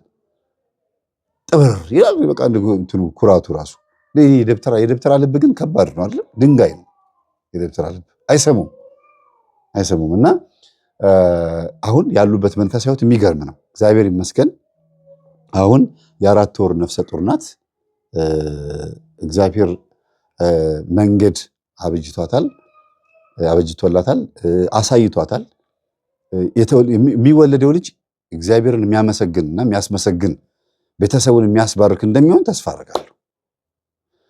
ሳልመክር ማላልፈው ነገር በጣም በጣም በጣም በጣም ወሳኝ የሚባለው ነገር ልንገራቸው። እሱም ያገዟችሁ መስሏቸው ጠንቋይ ቤት እንድትሄዱ የሚመክሯችሁ፣ ደብተራ ጋር እንድትሄዱ የሚመክሯችሁ፣ የረዷችሁ መስሏቸው ገንዘብ የሚያዋጡ ልጅ ጽንስ ለማስወረድም ሊሆን ይችላል፣ ጠንቋይ ጋር እንድትሄዱ የሆነ ነገር እንድታደርጉ በማንኛውም አይነት መንገድ ሰፖርት የሚያደርጓችሁ ሰዎች የት እንደሚልኳችሁ መጀመሪያ ማወቅ አለባችሁ። እስቲ ገሌ ጋ ሂጂ፣ አዋቂ ገሌ ጋ፣ ምን አዋቂ ደንቆሮ ነው እንጂ፣ ወይም ደግሞ ደብተራ ገሌ ጋ፣ ስርማሽ ቅጠል በጣሽ ገሌ ጋ ሂጂ እያሉ ሲመክሯችሁ አይ እኔ በዚህ መንገድ አልፈልግም ነው የሚባለው። ለምን? የእናንተን ጭንቀት አይተው እነሱም ይሄን መፍትሄ የነገሯችሁ እንጂ እኮ ያውቃሉ አጋንንት እንደሆነ። አንዳንዶቹ ጭራሽ ያውቃሉ፣ ግን ምን ይቻላል እግዚአብሔርን ይቅር በለኝ ይለዋለሁ ብለው ነው እንዲያነ ቦታ የሚልኳችሁ። ተስማምታችሁ ደግሞ አብራችሁም ደግሞ የምትሄዱም ከሆነ ደግሞ ነገ ከነገ ወዲያ የምትወልዷቸው ልጆች፣ በዛ ነገር የምታገኙት ገንዘብ፣ በዛ ምክንያት የምታገኙት ጤንነት፣ በአጠቃላይ ነገ ከነገ ወዲያ መልሶ ሌላ እጥፎ ነው የሚመጣው። የዛሬውን ማየት የለብንም። ዛሬ ላይ ያለውን አሁን ላይ ያለውን ሳይሆን ማየት ያለብን ውጤቱ ነገ ምን ይመስላል። ትናንትናም ደግሞ ያስገባችሁት ነገር ካለ ውጤቱን ዛሬ እየኖርኩት ነው ወይ ብላችሁ መጠየቅ አለባችሁ። ይቺ የቤት ሰራተኛ ምንም እንኳን ጎበዝና ጠንካራ ልጅ ብትሆንም ክፉ ነገር ማየት የማትፈልግ መታረቃቸውን ብትፈልግም ግን ጥበብ ነው ተብላ ተሸውዳ ነው በሀገሯ ላይም በዚህም ደብተራ እንደሆነም ስላወቀች ነው ይህንን ነገር የምትጠቀመውና መጨረሻ እግዚአብሔር አትርፏት አድኗት ለዚህ ቁም ነገር በቁ እንጂ እውነት አካሄዱ ጥሩ አልነበረም። ሌላው እናትየዋ ደንግጠዋል። አሁን የሁለት ልጆች እናት ሆናለች አይደል? እቺ እናት እቺ ልጅ የሁለት ልጆች እናት ሆናለች። የመጀመሪያ ያደገው ልጅ አለ በዚህ በከራማ ምክንያት ቢወለድም ቀጥሎ ደግሞ አሁን ነፍሰ ጡር ናት እና መምህር ስታስተምር የሆነ ነገር ሰማሁኝ አለች። ምንድን ነው አልኳት። ፋሎፒያን ቲዩብ የሚባል በሴቶች ማህፀን ውስጥ ዘር የሚያልፍበት ትቦ አለ። የወንድ ዘር የሚያልፍበት ትቦ፣ እሱ ላይ ሾተል ተቀምጦ የወንድ ዘር እንዳያልፍ ያደርግና ይደራደራል። ልክ ልጅ አግተው ብር አምጣ አታምጣ ብለው ሀብታም እንደሚደራደሩት ሾተል የሚባለው ሰይጣን ፋሎፒያን ቲዩብ ላይ በቪዲዮ እንደምታዩት ማለት ነው እዚያች ቲዩብ መስመሯ ላይ ማለት ነው ሆኖ ይደራደራል። በፒክቸሩ ላይ እንደምታዩት ፋሎፒያን ቲዩብ እዛ ቦታዋ ላይ ይቀመጣል ሾተል። ከዛ አታልፍም ይሏል፣ የወንድ ዘርን ይከለክሏል። ጦርነት የሚለው ብላ ዶክተር ቅድም የተናገረችው ይህን ጦርነት ነው። አታልፍም። ከዛ ጠንቋይ ቤት ሲሄዱ እባክህን መስመሩን ልቀቅ አሳልፍ እና ልጁ አንተ ይሆናል ግብር ይገበርልሃል ተብሎ ሲነገረው ዛሩ ይሄ እናት ላይ ያለው ወይም ደግሞ ቤት ውስጥ ያለው ዛር። አሁን ቅድም እናትየዋ ነኔ ጋና ትወልጃለሽ አሏት። ለምንድን ነው? እሳቸው የሚካድሙትን ዛር ልጁም እንዲያስቀጥለው ስለፈለጉ ነው። እሷ ቡና እንድታፈላ የተፈለገውም የእሳቸው መንገድ እንድታስቀጥል ልጁ ለመንፈሱ ስለተሰጠ ለአዳልሞቴ ስለተሰጠ ነይ ቡና ፊ ያሏት እያስረከቧት ነው ለመንፈሱ። እሳቸው ይሄን ነገር እንድትረከብ ፈልገው ነው። የሚገርም ነው። ልጃቸው ይሄን አይረከብማ፣ ወንድ ነው። እሷ ነች ቡና እያፈላች የምትካድመው። ልጁ የተገኘው በምን ስለሆነ ነው? በቡና መካደም ተለምኖ ስለተገኘ እያፈላች እንድታስቀጥል ነው የተፈለገው። የሰፈር እናቶች ያሉ ሲሉ የነበሩት የሚያውቁት ነገር ስላለ ነው። አሁን ወደዚህ ስንመጣ ደግሞ መንፈሱ እዛ ቦታ ላይ ተቀምጦ ይደራደራል። ልጁን ፅንስ እንዳይገኝ ፈርቲላይዝ እንዳይሆን ወይም ደግሞ አጠቃላይ ልጁ እንዳይወለድ አስወርደዋለሁ አላስወርደውም አታስወርደውም እያሉ መናፍስት ከሰው ህሊና ጋር ይከራከራሉ። የሰው ህሊና ጋር የሚከራከሩት ለምንድን ነው? ማስወረድ አቅቷቸው አይደለም። አንደኛ ግብር ለማስገበር ፈልገው ነው። አታስወርደው እባክህ ምን ላድርግልህ ምን ልረድልህ እንዲባል ነው። ሁለተኛም ደግሞ ክርክሩ ከጠባቂ መላእክቶቻችን ጋርና ከምንወደው ታቦት ጋር ነው። የምንወደው ታቦት ወይም ቅዱሱ ወይም ጻድቁ ወይም ደግሞ ጠባቂ መላእክቶቻችን እኛ በሃይማኖታችን ሰነፍ ስንሆንባቸው በተሻለ መጠን ሊያግዙን ይሞክራሉ። የሚጸልይልን ሰው ካለ በየዋህነት በቅንነት፣ ካልሆነ ግን ፅንሱ ሲወርድ እያዩ ዝም የሚሉት የምንሄድበት መንገድ ነፃ ፈቃዳችን ተከትለን ስለሆነ ነው። ነፃ ፈቃዳችን ነው የሚያስጠቃን ማለት ነው። ግልጽ ነው ብዬ አስባለሁ። እና መንፈስ ይደራደራል፣ ሾተል ይደራደራል። እዛ ጥግ ላይ ይሆንና ከዛ ልክ ደም ሲፈስለት እለፍ ይለዋል። የወንድ ዘር ያልፋል። ከዛ ፈርቲላይዝ ያደርጋል ማለት ነው። ይሄ ከመጀመሪያው ጀምሮ ነው። ልጅ የለኝም መካኖኝ እምቢ ብሎኝ ምናምን ብሎ ለሚሉት ነው። ከተጸነሰ በኋላ ደግሞ ይወርዳል አይወርድም፣ ከባድ ምጥ ያመጣል። ከፈለገ 4 ወር ከፈለገ 5 ወር 6 ወር ላይ ያመጣዋል ምጡ። ከፈለገ ደግሞ ፌክ ምጥ 10 ወር ላይ 9ኛ ወር ላይ ያመጣዋል፣ ያስጨንቃታል። ሲፈልግ ደግሞ በዚህ ምክንያት ነው የሞተው ብሎ አንቆ ይገለዋል። ከፈለገ በትብቱ አንቆት ነው የገደለው ይባላል አይደለም? አንዳንዴ ህፃናቶች በትብቱ አንገቱ ላይ ተጠምጥሞ ነው የገደለው ይባላል። ይሄ ሁሉ የመጣው በምንድን ነው? ውስጥ የገባው መጀመሪያ የገባው አለ በኖርማል ህይወታችሁ ላይ የገቡ መናፍስቶች የሚሰሩት አስተዋጽኦ ነው። በቡዳ በዝሙት በመስተፋቅር በምናም የገቡት ልጅ እንድትወልድ ስለማይፈልጉና ይቺ ሴት የኛ ብቻ ናት ብለው ስለሚያስቡ ነው። ዛሩ ደግሞ አለ በውስጥ በኩል ያለው ደግሞ ግብር ፈልጎ ደግሞ እንደዛ ያደርጋል። እንደገና ደግሞ ደብተራው ደግሞ ያስደገመው ደግሞ አለ። አስቡት፣ ደብተራው ሲደግም ራሱ ላይ ያለው ጭንጋፍ መንፈስ የሚያጨናግፈው ሾተል መንፈስ እሷ ጋር መጥቶ ደግሞ ይኸው 2 ጊዜ 3 ጊዜ ያጨናገፈባት ማለት ነው። እና የሆነ መፍትሄ ፈልጋችሁ ደብተራ ጋር ስትሄዱ ያ ለመፍትሄ ብላችሁ የሄዳችሁበት መንገድ ሌላ ነገር ኮተት አፍሳችሁ እንደምትመጡ ማሰብ አለባችሁ። መወለዱን አይደለም ማየት ያለባችሁ። ጠንቋይ ጋር ሄዳችሁ ልጅ መውለዳችሁን አይደለም። እያደገ ትምህርት ቤት ውስጥ ልጁ ባህሪው ምን ይመስላል፣ ከሰፈር ልጆች ጋር ባህሪው ምን ይመስላል፣ ሴትም ብትወልክ እንደዛው አድጋ ምን እንዴ እናት ዘማዊ ሆና ከሆነ የኖረችው ልጅም ዘማዊ ነው የምትሆነው። እናት ያሳለፈችውን ህይወት ልጅቷም ትቀጥለዋለች። ሊፕስቲክ የተቀባች ኩል እየተኳለች ዘንጣ ጥብቅ ያለ ቻይና ታይትና ሱሪ የለበሰች ባለችበት ሰዓት ላይ ልጆቹን እያሳደገች ከሆነ የኖረችው ያው ነገር ይቀጥላል። ልጆቹም ገብተው ሊፕስቲክ ልቅልቅ ይለማመዳሉ። ልጆቹም ኩል ይኳላሉ ገና ከልጅነታቸው። እናትም ዝም ትላለች፣ ይቀጥላል። የእናት መንፈስ ሴት ልጅ ላይ ብዙ ጊዜ የማረፍ ዕድሉ በጣም ሰፊ ነው። ከዛስ እናት በህይወት ትኖርም አትኖርም ልጅቷ ትቀጥለዋለች። ያን ነገር መንፈሱ ይቀጥላል ማለት ነው። እናት በሞተችበት በሽታ ሊገልም ይችላል። እናት በህይወትም እያለች በህይወት መኖሯን እስክታማርር ድረስ በሞትኩ እስክትል ድረስ ልጆቿ መከራ ያሳዩታል። ያ ምንድነው? ዘሩ ይተላለፋል። የተገኘችው በምን ስለሆነ ነው? መንፈስ ተለምኖ ተካድሞ ልጅ ስጠኝ ተብሎ ስለሚደረግ ነው። እና እዚህ ቤት ውስጥ የታየው ነገር በአጭር ጊዜ ውስጥ የታየው ነገር ይሄ ነው። ያ ደልቀቅ ሞልቀቅ ብላ ትኖር የነበረች ሴት አሁን ሰብሰብ ብላ ነች ያለችው። አሁን ቅዳሴ ስታስቀድስ መልኳን ሸፈን አድርጋ እንደዚህ በቃ ሴቶች እንዴት ነው ስታስቀድሱ ለወሬ ለሐሜትም ይመቻል። በእርግጥ ልችላችሁ ነው አይደል? መልኳ እንዳይታይ ሰው እንዳታሰናክል በጣም ውብ ከመሆኗ የተነሳ በጣም ቆንጆ ናት። እንግዲህ ገና ሲጀምር ስለ ውበቷ ተናግሬ ነው አይደል የጀመርኩት። እና ዲያቆኑም ካህኑም ቄሱም ሰንበት ተማሪው ምኑም ሲያዋት ድንግጥ ይላሉ። እንደዚህ ሲያዋት ፀጉሯን እኔ ከዛ ጊዜ ጀምሮ አይቼው አላውቅም። በሻሽ ውስጥ ነው ያለው። በቃ በምንም አይነት መንገድ ቤት ውስጥ ብትሆን ራሱ በሻሽ ውስጥ ነው የምታደርገው። ካቶሊካዊት ነው የምትመስለው። አስተሳሰብ ራሱ ፀጉሯን ድብቅ አድርጋ በሆነ ጨርቅ ነገር እስከታች ድረስ ታወርደዋለች። እና በዚህ ልክ መንፈሳዊ ሕይወት ገብቷት አሁን እየሰገደች ነው ያለችውና እግዚአብሔር አምላክ እንኳን ማተረፈሽ በሏት። ወንድማችን እናትህን አስቆርብ። ማማ መቁረብ አለበት የባልየው እናት ማለት ነው። አዳልሞቴ መንፈስ ለጊዜው የእናቴ አባቴ ከራማ ብለው ቡና ሊያፈሉለት ይችላሉ። ይሄን ገጠመኝ ሲሰሙ ግን ይረዳሉ ያስባሉ። መጨረሻዎት ሲኦል እንዲሆን የሚፈልጉ ካልሆነ ንስሐ ይግቡ። አይ እኔ የእናቴ አባቴን ከራማ አልለቅም ካሉ ደግሞ መጨረሻዎት አንደኛ ሲኦል ነው። ሁለተኛ ነገር ደግሞ ለምንስ ሲሞቱ ለምንድን ነው የሚሞቱት? ምክንያቱስ ምንድን ነው? መዳን እየተቻለ ቡና ላይ የሚርመጠመጥ መልአክ አለ እንዴ? ቡና አተላ እየጠጣ የሚኖር መልአክ ሚካኤል ገብርኤል ይሄን ይፈልጋሉ? አይፈልጉም። ንጹህ የሆነ የልብ ንጽህና ምስጋና ነው የሚፈልጉት። እንዴት ነው አንድ ልክስክስ የሆነ ሰይጣን አትበሉ እየተባለ ሰይጣን እንደሆነ እየታወቀ የሚኖረው? አጋንንት ነው ሰይጣን ነው ሲባል አራት በሉ ዝም በሉ ይባላል። ለምን? አጋንንት ነው። እግዚአብሔር ይገስጸው። በቃ አዳልሞቴም አጋንንት ነው። ጠቋርማ አጋንንት ነው። ወሰንገላማ አጋንንት፣ ወፋብኮ፣ ወፈጨፌ፣ ወፈደመና፣ ታየ ከራማ፣ ራሄሎ፣ ጨንገር፣ ተኮላሽ፣ ኢያሱ፣ ሻምበሶ እነዚህ ሁሉ በየቤቱ የሚመለኩት አቴቴ የሚባሉት በሙሉ መናፍስት፣ መተቱም ኮተቱም አጠቃላይ አጋንንት ነው። እንዴት ነው እነዚህን ለማውገዝ ስም አትጥሩ የሚባለው?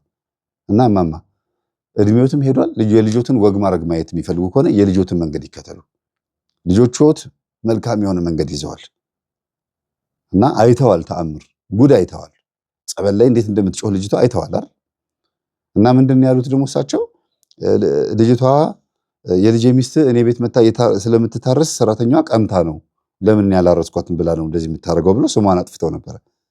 መጨረሻ ላይ ግን የራሳቸውም ህይወት ታሪክ እዛ በልጅቷ ላይ ሲተረክ ሰምተው ደነገጡ። ያሳለፉት ህይወት ልጆቻቸው እንዴት እንዳሳደጉ ምን እንደገጠማቸው ቁጭ አጋ ስትነግራቸው ጊዜ ደነገጡ። ለምን? መንፈሱን የተጠየቀው ከእሳቸው የመጣ መንፈስ ስላለ መሰለኝ አይደለም እንደ የተናገረው። እና እንዲህ ያን ነገር ብዙ ጊዜ በየቤቱ ይስተዋላልና ባኮትን ማማ ንስሐ ግቡ፣ እናንተም ንስሐ ግቡ በሏቸው። ተማሪዎቻችን በኮሜንት አድርጋችሁ እሳቸው ጽሁፍ ባያነቡ ማለት ነው ንስሐ ግቡ። ልጆት ያነብሎታል የተጻፈውን ኮሜንት።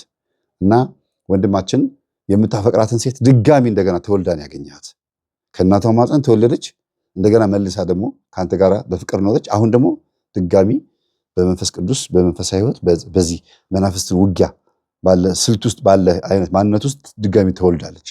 አሁን በመንፈሳዊ ህይወት በልጣለች።